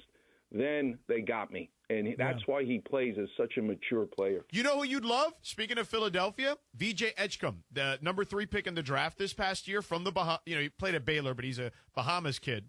And grew up in Palm Beach County when he moved from the Bahamas and played basketball there at IMG. And I met with him recently when I was doing these games a couple weeks ago in Philly. And Nick Nurse, their head coach, told me that he's a student of the game. Like, he knows, like, Jordan's history and all that. And I asked him, like, how did you, learn all that stuff? He's like, YouTube, man. And and it's funny. So I asked him, I said, you're from the Bahamas. I go, do you know who the OG of the Bahamas is in basketball? And he looks at me like all twisted, like I'm crazy. And he goes, Michael Thompson, man. And I'm like, and I told Michael that. Michael and I had dinner the other night. And I told him, Philly's coming to town. You should approach him. I'm sure it would be a real treat for VJ to meet you. So yeah, like, some kids, they YouTube has helped a lot of kids. Like my son, he asks me questions about like Derek Jeter and Barry Bonds and like all these guys. And it's, he's 7 because he watches it on YouTube. Like, so, and baseball is more his thing. Like, he loves baseball. He loves all sports, but baseball is the one he romanticizes about the most. So, yeah, like it just, YouTube has allowed kids to have the ability to watch what we watched, unlike us, where we had to read about it as kids, Right. No doubt. I mean, we use it all the time. Listen, how do I learn new innovations in surgery? YouTube. Amazing. Seriously, like you can figure out anything on YouTube. It's like, hey, how do I unclog my toilet? You go to YouTube, and I'm not joking at all. Like literally everything Cappy you want. uses that one a lot. That one I've had to use several times. Hey, Doc, one last thing. Have you followed at all this story? Last week when the Patriots beat the Broncos, there was a report that Drake May, and I say a report not from a team or not from a media outlet per se, but there was speculation that Drake May have hurt his shoulder. And then once one of the doctors put that out online, like, hey, I think I see that Drake May have hurt his shoulder, everybody jumped on him like, you don't know what you're talking about. It's just some quack. And then Drake May showed up on the injury report with a shoulder. I don't know how bad it is or what it's, how it might impact the Patriots, but have you followed any of the Drake May shoulder stuff? Dr. Clapper? No, I haven't, but I can't wait to hear about Sam Darnold when his oblique injury leads to an interception, and now the Patriots are going to win. Oh, you're calling for a Patriot victory. I am. I think that oblique injury is going to be a problem. And you know what they say in the hood? The leopard don't change its spots. Sam Darnold's going to throw an interception and cost them the Super Bowl. Wow, the San Clemente wow. kid. Wow. Okay. Dr. Clapper, one last thing before we let you go. I know you were watching the game yesterday. How fearful were you for Luka when he came off that raised floor that's in Cleveland? Yes, very much so. We cannot listen. The Lakers are not the Lakers without Luka. But yeah, it's treacherous. Every step you take has to be with intention. You have to live in the moment. But listen. We had Kobe for all those years. It is so wonderful to see Luka Doncic in a Laker uniform. Yeah, they got to fix that floor in Cleveland, as you know. Oh they yeah, gotta do. for sure. It's booby trap. Yeah, seriously. All right, Doc, we love you, buddy. Okay, thanks for the kind words. See you next week. All right, Doctor. The great Dr. Robert Clapper. You hear the Weekend Warriors show Saturdays at 7 a.m. Thanks to our friends at Cedar Sinai. Meanwhile, why don't we take a 1-minute timeout and then get to the Rams tease that Cappy gave us? Because I'm very interested in it. So we'll be back in 1 minute, 60 seconds from right now on ESPN LA. The Sedano and Kap Morning Show, presented by Call Jacob and Jacob Emrani. The new phone number, 800-345-6789. My guy, your guy, Cappy's guy, the great Jacob Emrani. 800-345-6789. With a new phone number, 800-345-6789. All gas, all Lakers. The Grammy road trip keeps rolling, and now it hits the nation's capital. Friday in D.C. And now a steal by Jackson Hayes, and now he's got to run out. Slam dunk, he did a gypsy do between his legs. LeBron, Luka, and the purple and gold battle the Washington Wizards at Capital One Arena. Coverage begins Friday at 2:30 p.m. The Late Show lives here. 710 ESPN and the ESPN LA app. Yamava Resort and Casino at San Manuel is giving away a Mercedes every Thursday in February. Club Serrano members play all month long to earn entries for your chance to win this powerful and luxurious full-size German SUV. Join for free today and don't miss your opportunity to drive off in a brand new Mercedes. It's all happening at Yamava Resort and Casino at San Manuel, celebrating its 40th anniversary. You in? Details at Yamava.com. Must be 21 to enter. Please gamble responsibly. The Sedano and Kap Morning Show on the road to the Lombardi Trophy. Powered by Yamava Resort and Casino. You win. George, I don't know if you've seen any of the social media stuff that's going on and all the analysts. So when the Rams got into the 4th and 4 situation late in the game and they were down by 4 points, I'm sure you remember the exact play I'm talking about. When Tom Brady analyzed it on television, he points out that what the Seahawks defense did was it went to the line of scrimmage. And so if you're Matthew Stafford, you think you're about to get all this pressure. But what the Seahawks did was they actually dropped a bunch of guys into coverage, and they really only rushed Stafford with 2 guys. Are you familiar with the story that I'm telling right now? All right. Yes. Okay, just wanted to make sure that we're on the same page. Because here's what happened. You thought in the aftermath that maybe McVay got out-coached by what could have been an absolutely brilliant call by McDonald on the other sideline. Well, now, in the aftermath, and all the players are mic'd and the coaches are mic'd, you know what happened on that play? A defensive end / linebacker who was supposed to rush the passer screwed up. And in fact, you see McDonald rushing down the field like, oh no, what is he doing? And you see McVay running down the field trying to decide if he should call a timeout, but he lets the play go. And if you watch the play, what happens is Kyron Williams leaves the backfield and goes out into the left flat. Stafford takes the ball thinking that the linebacker is going to be rushing at him and he's going to have one-on-one coverage with Kyron Williams, and that's his go-to receiver. So Stafford looks at Kyron Williams and actually pumps, but then Stafford realizes that instead of the end rushing, the end actually dropped back into coverage, so now Kyron Williams is being covered by 2 guys rather than 1. In the end, instead of that being some brilliant play call by the defensive coaches of the Seahawks. It was a mistake by the defensive end. His job was to rush the passer, but he got confused and he ran out into the pattern with Kyren Williams. Once Kyren Williams had two guys on him, then he wasn't open anymore. And when Stafford looks at him and pumps, Stafford realizes, okay, that's not what I expected to happen. So Stafford comes back to the middle. That's when he throws the ball into the back of the end zone to Terrence Ferguson, who A, was covered, and B, it wasn't a very good throw. So it kind of looked like on the surface that, wow, McDonald just outmaneuvered McVay. But in the end, the real story is it wasn't an outmaneuvering or an outcoaching. It was just a mistake. Yeah. And one player mistake turned into a great play for Seattle because Kyren Williams was double covered. They had to go somewhere else. And that's the ball game. And so I guess my point to all of this is if you're like me and today is Thursday and you're still just hurting over what you expected, which was the Rams to be preparing for the Super Bowl, it almost stings that much worse to know this wasn't being outcoached. This wasn't a brilliant play call. This was a player mistake that turned into a great thing for Seattle. It was dumb luck. Yeah. Dumb luck. But they still dropped a bunch back. So, I mean. Right, but there shouldn't have been two on the tailback. Right, no, I get it. But, you know. That was your primary receiver. And that's but if it wasn't a bad pass to Terrence Ferguson, who was consumed with coverage, you would make that pass. I don't think there was a pass to make there in that sscenario. Well, that's the problem. Does this make you feel better? It doesn't make me feel better. In fact, you're just opening up a wound because I kind of have been kind of over it, and now you're not. Well, but, so you're a bad guy. Bad guy. And here's the thing is Chris, it's so funny you say it because I'm kind of with you. Like, you know what? Okay, it's Wednesday. I'm kind of dealing with reality. It's over. I get it. You know, it's fine. Over, yeah. But, nothing you do. But then you start to just see like all of the mic'd up players and the mic'd up coaches. And you know, this is obviously the climax of the game. It gets to 4th and 4. What are they going to do? And then you find out that, man, that's a smart move by McDonald. Man, that's a great call. Turns out it wasn't a great call.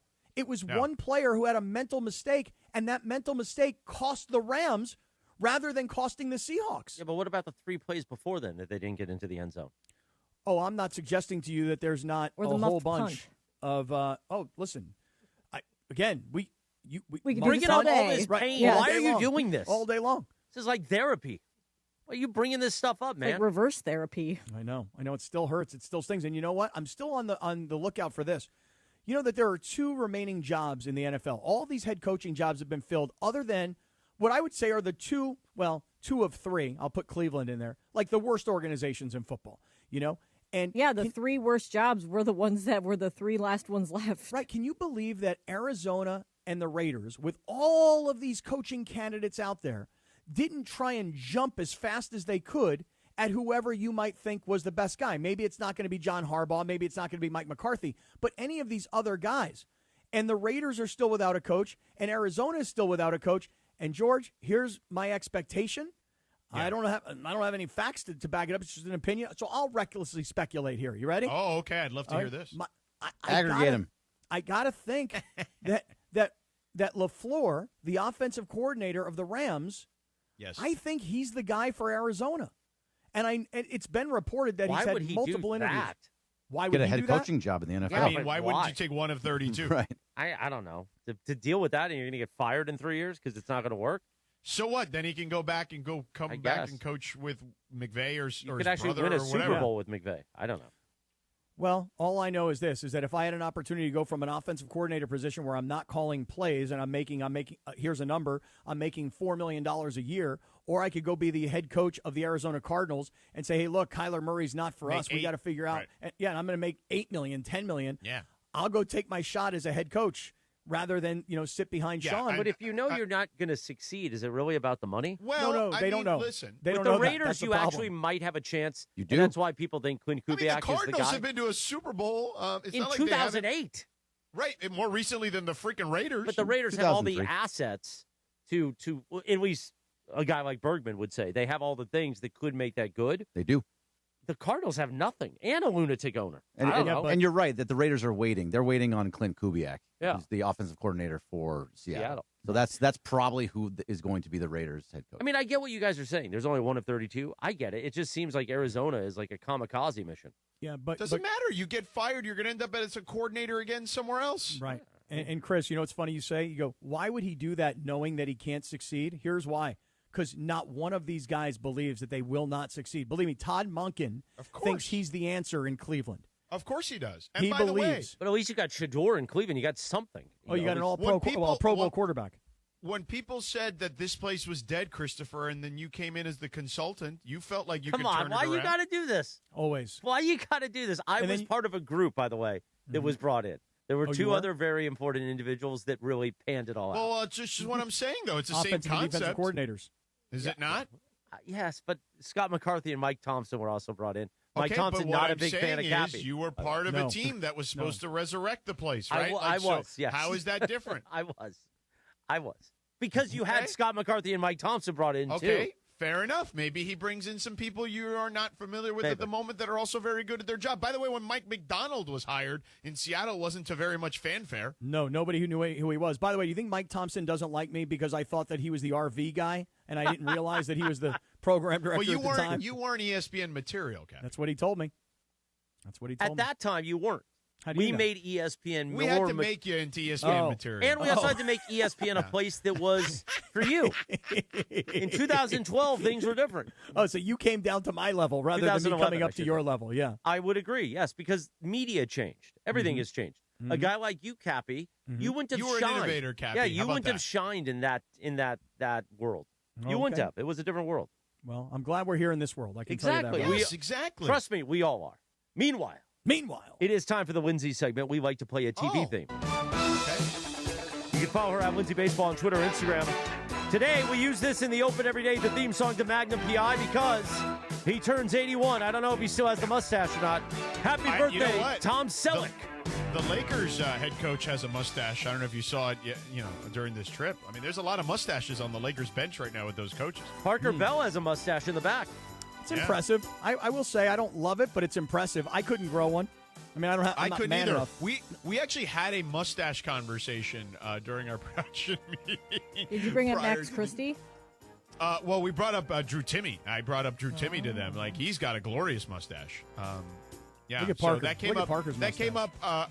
That was basically our signal of we were done talking basketball, and we had Richard Jefferson, who obviously is very close to JJ, brought up. He's like, "Hey, so you're gonna have to shave that thing or what? Like, what do you got going on there? You know?" You can follow her at Lindsay. Oh, I said that already. The Lindsay segment made possible by our friends at Hernandez Wholesale Flooring.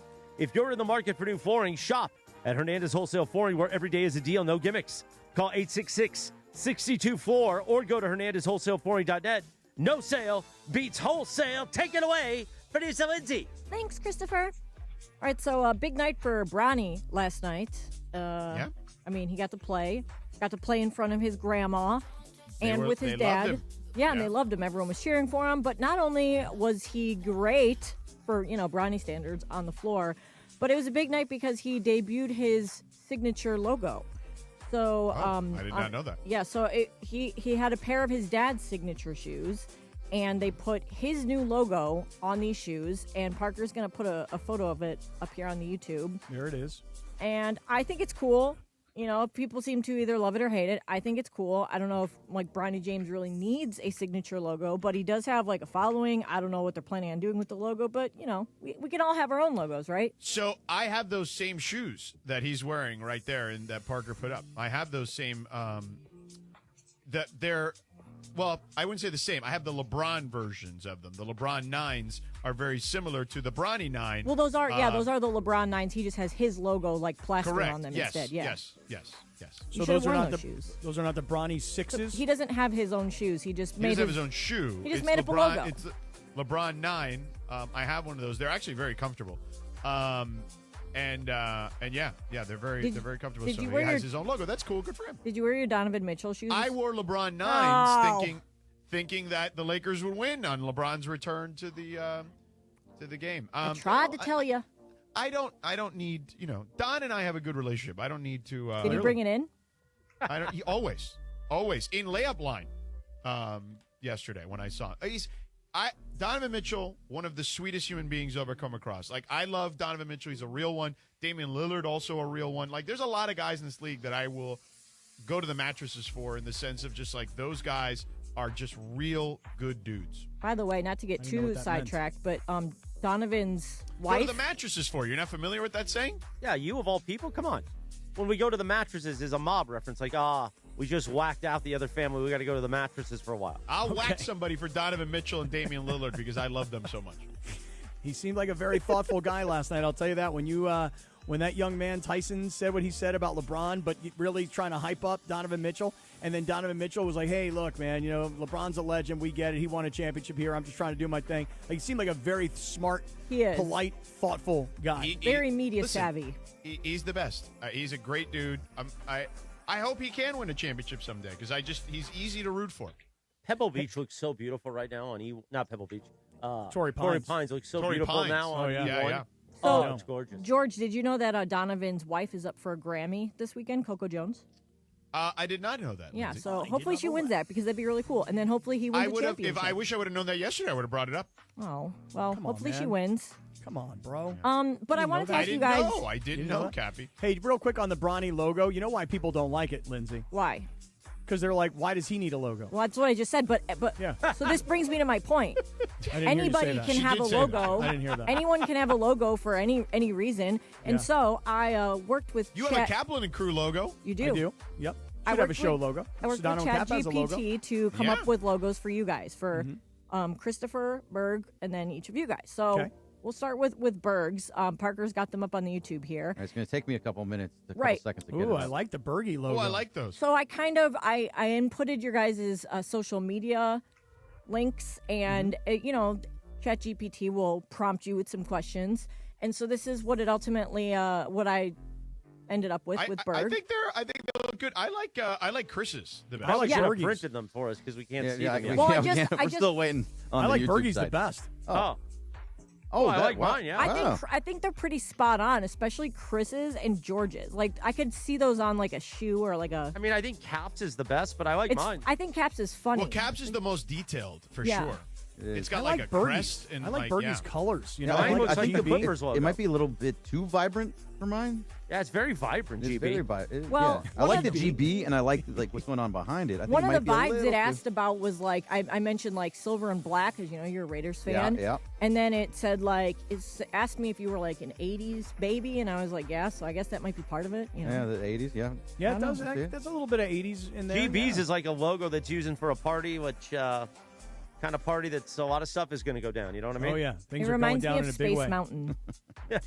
I can't figure mine out. I can't figure out if it's like a smiley face with like ears on the side. It looks like something that would be in the. It's like a shield, Yeah. like a crest. Yeah. It just looks like it would be in the movie Cars. But are you like a racer because it has like the The flat- checkered flag? I on know, the but- bottom. Yeah. But it was thoughtful because it did have different renditions, and again, like I said, it took things from like your social media. So I don't know. I guess somewhere, Cappy, it maybe You got a thinks star you're on yours. I know. I like the star on the forehead. That I like. Luka Doncic in the YouTube chat says Cap should be a scraper logo.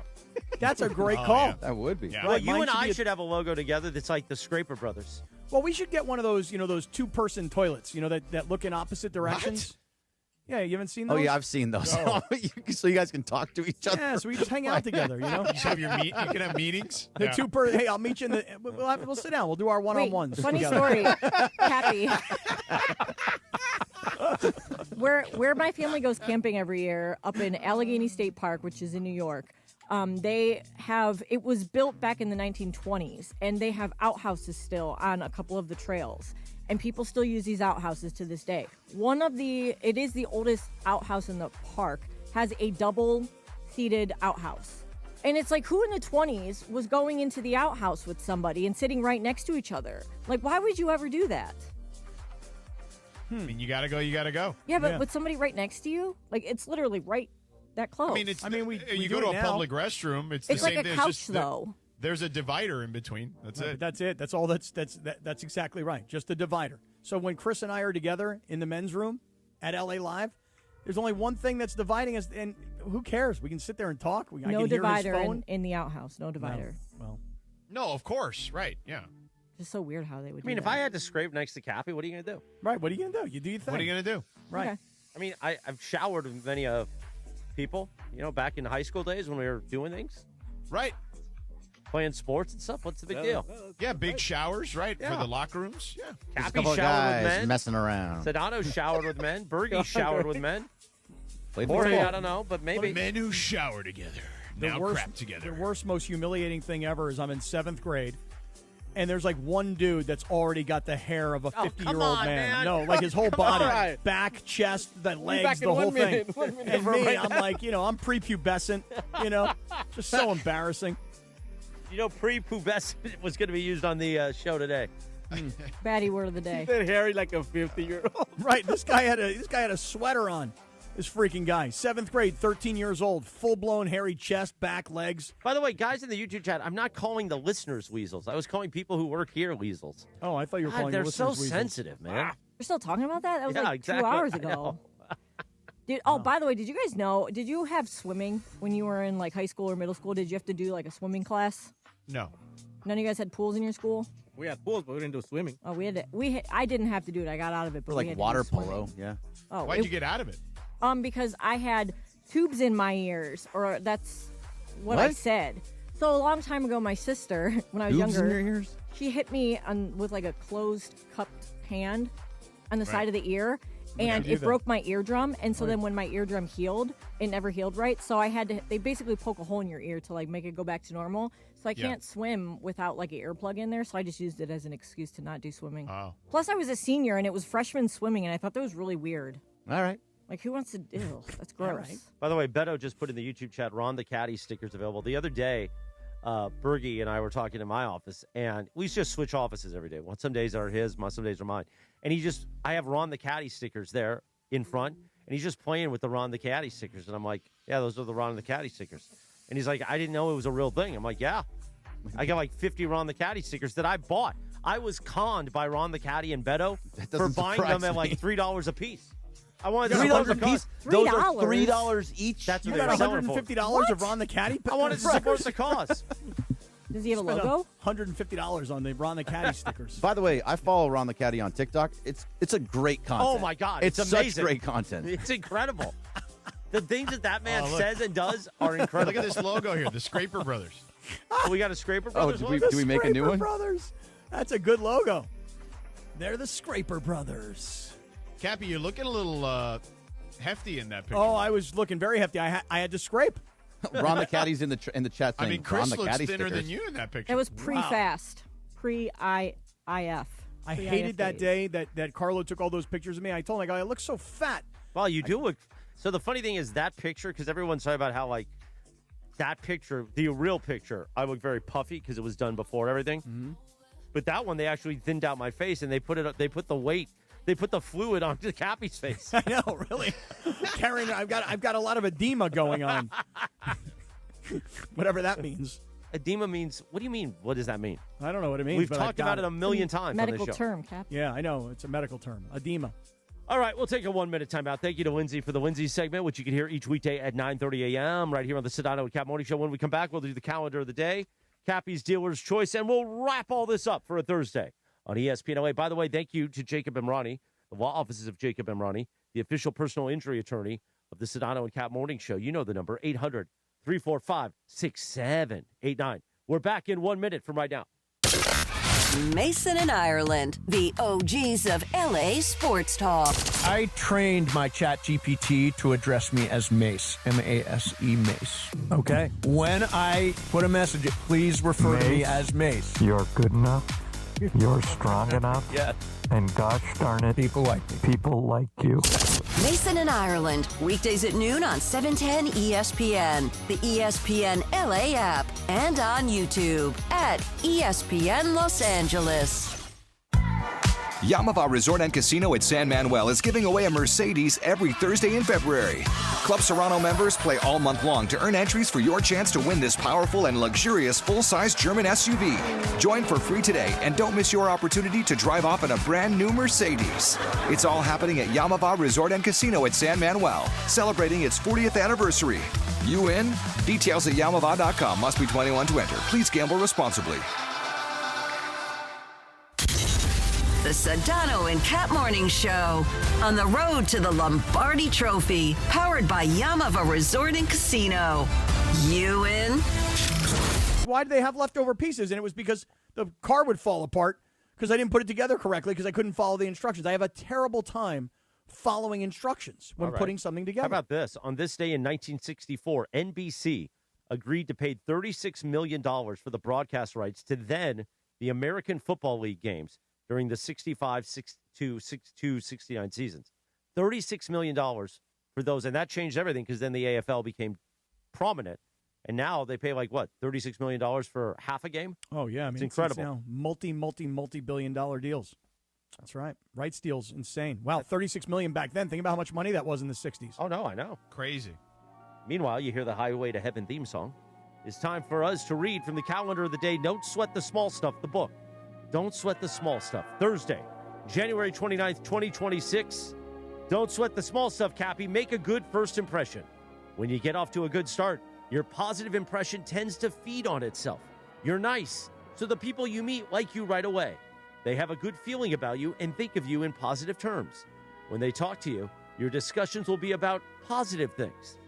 When they talk to others and your name comes up, you'll be discussed in a positive light. That's really good. Good first impression. Always important. You only get one shot at that first impression. All right. Well done. 9:51. We could smack it around here for a little bit until we we're do gonna smack it? the dealer's choice real deal at about 57. Good. That gives me a chance to tell George that I have a follow-up for you, George. A follow-up? Okay. Correct. That's right. Yesterday, you described that you are having a gopher problem in your backyard. Is that right? And you killed every gopher on the course. And you said that you seem to feel like you've got this under control. Do I have that right? Well, we have a gopher person that has taken care of the gophers in the past at a previous home. Yes. Okay. And then you said that you're going to call Steven Hernandez and you're going to lay down some turf and then you're going to really make it so that we're going to lay down a metal barrier below the turf so that the gophers can't ruin the turf. Yes. Right. So when the gopher goes to pop up, the gopher hits his head on the top of this metal thing and he goes, "What the hell's going on here?" Right. What did Sedano do to me? Right. And then, hopefully the gophers then realize if I keep doing this, I may cause myself a concussion, so I shouldn't do this anymore. Right. And then you have two neighbors. I think it was like John on one side and Tim on the other side. Roy and Ed. Oh, Roy and Ed. My bad. Yeah. So Roy and Ed now have a major gopher problem because the Hernandezes have come to lay down turf, and underneath the turf is the metal thing, and the gopher hits his head on the metal thing and goes over to the neighbor's house. Is that right? I mean, perhaps, if that's the case, we could always connect Steven and Carlos with Roy and Ed. Right. And then Sedano said him and Mrs. Sedano are going to get down on the new turf. Right. They did say that. By the way, careful, because that stuff will, it can be a little abrasive, prickly. if you will. Yes, prickly. Prickly is a good word. Well, here's the thing about the gophers. This is a follow-up to your gopher issue. So I told you I have a gopher guy. And he won't stop, Sedano, because you saw when he texted it in at 4 p.m. in the afternoon, and I looked at my phone. I'm like, did you text Cap. it? I didn't see it. I was busy at 4 p.m. But here's the thing you're missing, Chris. So how you saved his number? No, that's the number too. That's not my gopher guy. This is my point. This is the point of the story. That's not my gopher guy. My gopher guy is a different gopher guy. But you have multiple gopher guys? Well, no. So it turns out that multiple people have their own gopher guy. So my gopher guy, I'll tell you his name. My gopher Chris guy. Chris Ward sent me a gopher guy. Apparently this guy's like the gopher guy to the stars. So that's my point. So Chris Ward from the Green Cross, okay, who's been a great friend to this show. Chris Ward says to me, look, he goes, I heard the whole story about Sedano and the gopher problem. He goes, I've got the guy. I know. Gopher guy to the stars. So his name is Jeremy James, Animal Trapper to the stars. Trapper. That's exactly right. Jeremy James, if you're listening today, my man. He's a fan, apparently, of Sedano and Kap. You are the Animal Trapper to the stars. Not the stars, the stars.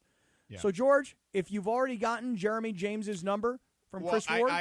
Chris has already gotten me linked up. I just told Chris, I said, look, I haven't talked to my wife about it again. I've been I've been here in Cleveland getting work done.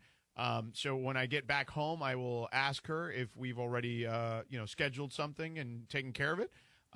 If not, then, I told Chris I will circle back with him about Jeremy James. Now, do you remember what happened yesterday? Now, will she have loyalty to your current gopher person? I would imagine so. I think there is a level of loyalty because they have done a great job in the past, in different stints over the years. Yeah. Okay. Now, you remember yesterday Mike Trudell told the story that he sent an email to me and a gentleman named Matt at the Lakers, and that when I replied, called Matt Morgan. I called Matt Morgan. Chris Ward did the same thing to me yesterday. Chris Ward sends me this text, and he goes, hey, listen. He goes, I know Sedano's got a problem. Call this guy. His name is Charles. Forget about his last name. It's not important. He goes, give this guy to Sedano. He's the animal trapper of the stars. I write back to him. I go, oh, really? The animal trapper of the stars? He goes, yeah, he's the homie, and he worked for all the celebrities, and he's in Beverly Hills. And then, you know what he says to me, George? Before I start handing you the number, he goes, well, hold on a second. Hold on. Wrong guy. Wrong guy. That's not the animal trapper of the stars. Wrong guy. So here I was about to give you the name of this guy, Charles, whatever his last name is, and it turns out that really what Chris Ward wanted you to get was Jeremy James, the animal trapper to the stars. So it happens. People make mistakes sometimes. We're moving too fast. We don't slow down. We don't edit. Well, what did the other guy do? That's a good question. I don't know what the other brother did. Oh. I'm not sure what the other brother's story was. But I know that Jeremy James is a guy who has the reputation, George. I can't speak to his credentials. Right. But he has the reputation as the guy. Well, listen, could I fix your trust gopher problem. I trust brother Chris Ward. You know what I'm saying? So he's a good brother. Yeah. So I just told him. I said, I gotta get home first. Figure out what's already transpired. You know. Mm-hmm. Well, we'll get you home. You take a look at those gopher holes. Oh, I can't wait to get out of situation. Antarctica here. I mean, it's just like there's glaciers outside. I bet they are. Get out of that town. All right, let's hear the dealer's. Lindsay, how did you grow up here? It's so damn cold. Why do you think I moved? Yeah. Time for the Dealer's Choice Real Deal. Brought to you by our friend Damon Wines, the CEO of Sellers Advantage. Want to sell your house? Before you call an agent, call Sellers Advantage. They'll buy it as is with a competitive cash offer, no repairs needed. They make selling easy. Call 888-390-AS-IS for a no-obligation offer or visit sellersadvantage.com. DRE 01961658, Cappy. So, George, I'm doing something this weekend I've never quite done before. Oh, I can't wait to hear. I am traveling with my girlfriend, Rachel, a.k.a. Rachel, and it's her mom and dad's anniversary. Oh. So we will be in Vegas this weekend celebrating their anniversary. Now, I've never been on a anniversary. They're not really in-laws, right? Because we're not married. Yet. Oh, they're right? your in-laws, homeboy. But in theory, Chris is right. If you're hanging out with them, they're your in-laws. Right. So now that's exactly right. So you talk about taking a relationship from where it is to where it's headed. Yeah. And traveling with your girlfriend and her parents. Yeah. For an anniversary. Right. This is just advancing the ball down the field. Right. And, I want to take my time. Are you going to propose in front of the Bellagio fountain or something? I mean, George, on 3rd and 4, I want to run the ball and work the clock. I want to slow things down. Yeah. But all of a sudden, I feel like it's 4th and 4, and I got no choice. But I got to throw the ball into the end zone here. Yeah. So I'm getting a little worried. Does she want to get married? Maybe to somebody, but I don't know about me. Oh. That I'm not sure about. But I mentioned this for only this reason. But she at least wants you to put a ring on it, right? I think putting a ring on it and just like being in a perpetual state of engagement sounds like a good plan to me. Sounds like a good plan to me, too. You know what I'm saying? I do, actually. Chris, maybe we should be scraper brothers and we should go be ring brothers. Can we find a partner? Can you imagine how pissed they both will be if we do it simultaneously together? And with the same ring. Hey, listen, we need a partner on this radio station of jeweler. We need a great jeweler. We have Happy Jewelers. Okay, well, we need more. That's where Tommy Lamb just bought a new Rollie. Oh, really? Oh, look at that. Wow, he's doing that well. Hey. Listen, well, he already had a Rollie. This is a new Rollie. Oh, and then I told him the other day, it would be an amazing bit if I still wore watches that we have matching Rollies. But if I took this Apple Watch off for a day, I'd lose my mind. Yeah. Well, here's the thing. I'm leaving for Vegas this afternoon, but I'm going solo because I got my buddy Howie Deneroff. You know Howie Deneroff, George, who ran Westwood One Sports for years, and now he runs the Jim Gray Tom Brady Sports Museum, the Hall of Excellence. That's why that was the main reason I was going up to Vegas. So I just want to put this out there. I'm going to tease ahead. Tomorrow at the top of the 9 o'clock hour, the Prize Picks Power Hour, tomorrow, Jim Gray will join us, and I know you guys were all kind of stoked about that because Jim's got stories to tell forever. To Jim Gray. Yeah. I'm sorry I'm missing it, but I will listen back to it. and I'll be excited. Cappy, so you'll be in Vegas starting tomorrow. Right. So you'll be doing the show from there tomorrow. Correctamundo. And then Friday. Tomorrow is Friday. I'm sorry, tomorrow is Friday. You're right. Today's Thursday. It's my bad. Mm-hmm. It was scary for a minute there. Yeah, and then when are you coming home and then going to the Bay Area? Yeah, so back home, and then on Monday after the show, then I'm going to fly to San Francisco, and I'll be doing Radio Row Tuesday through Friday of next week. Oh, wow. Or at least that's what I think. Also, can you give me your schedule for the last week of February? Yeah. I've The got ghost something of Gil Brandt going to be running around Radio Row? That's an amazing reference. Yeah, only a couple of us got it, but we all loved it. By the way, Chris, my schedule at the end of February, I'm very busy. February 27th, I have a broadcast I have to do at VisionWorks. And you have a broadcast potentially you're going to have to do with me at St. Joseph's Hospital. Oh, really? What day? I don't know yet. That's why I need your schedule. All right. We have to share our schedules, just like we're going to share toilets. Oh, my God. Cappy, you're not really going to have us, sit down with a bunch of, people hawking stuff Oh, at I'm Radio getting Row, I'm getting the oldest guy I can find on Radio Row for you. Well, You're going to ask Bill Polian about Bill Belichick? Who was the Green Bay it's always Packers? I'm not trying to demean this because I think the NFL should do a better job of this. So I'm actually being honest about I do absolutely think the NFL should do a better job of this. But the downer is always when these older NFL guys come around, they're talking about the injuries they've suffered and how they don't have great insurance, that the NFL hasn't taken care of. Yeah. I'm not doing that. I'm out on that. Yeah. Yeah. Just Even saying, when one of my old pals, Kyle Turley, would come over and he's like, "Hey, dude, put me on because I want to talk about this wounded former player thing," and I'm like, "No, I'm not doing that." Yeah. But I love Kyle Turley. Yeah. Oh, man. All right, you guys have a great Gil run. Brandt would be unbelievable. That was if an you could amazing find the line. ghost of Gil Brandt, that'd be great. Who was the Green Bay Packer Hall of Famer that always came to Jerry radio? Kramer. Jerry Kramer. How the hell did I get that just to And pop out of my... You know who loved Jerry Kramer, and I had to have multiple meetings with him for no reason? Tell me. Andrew Ashwood.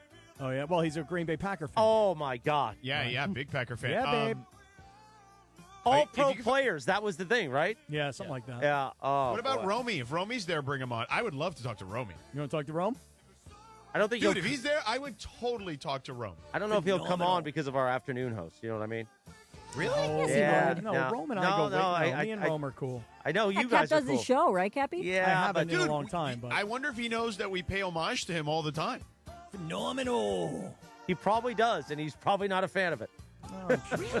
Yeah. He should love it. Flattery's the best, impersonation's the best form of flattery, man. Yeah, Phenomenal. Listen, that 5'1" guy takes things personal. Oh, stop. Now Cappy's going to text Sonata, "What's Morales doing? I'm not going to be able to fill in for him now." No, I can't be friends with JT. Oh, the that's Brick right, because you Orchid. fill in for him. You haven't filled in for him in a while. Because he does mornings now. Yeah, long time. Yeah. Oh, that's right. Yeah, it's tough. Oh, we gave you 3 minutes extra. How about that? Nice. Look at that. I'll see you guys Monday. You enjoy the Friday extravaganza tomorrow. Have a great Thursday, everybody. We'll see you tomorrow at 7 a.m. the Sedano and Kap Morning Show. Rich Eisen Show now. George, don't go anywhere. Go Seattle. I'm all over the place because it's just great to talk to you. This is like a kid's dream come true. What rule changes were you? What you were like? Okay, we're set with our coach, we're set with our roster, but we need rule changes. Like that the Ravens must win every AFC North game. Like, what rule are you changing? Like, what are you talking about? like you know as well as I do. Some of that smash mouth Ravens football is going to get flagged and everything else anymore, man. You know the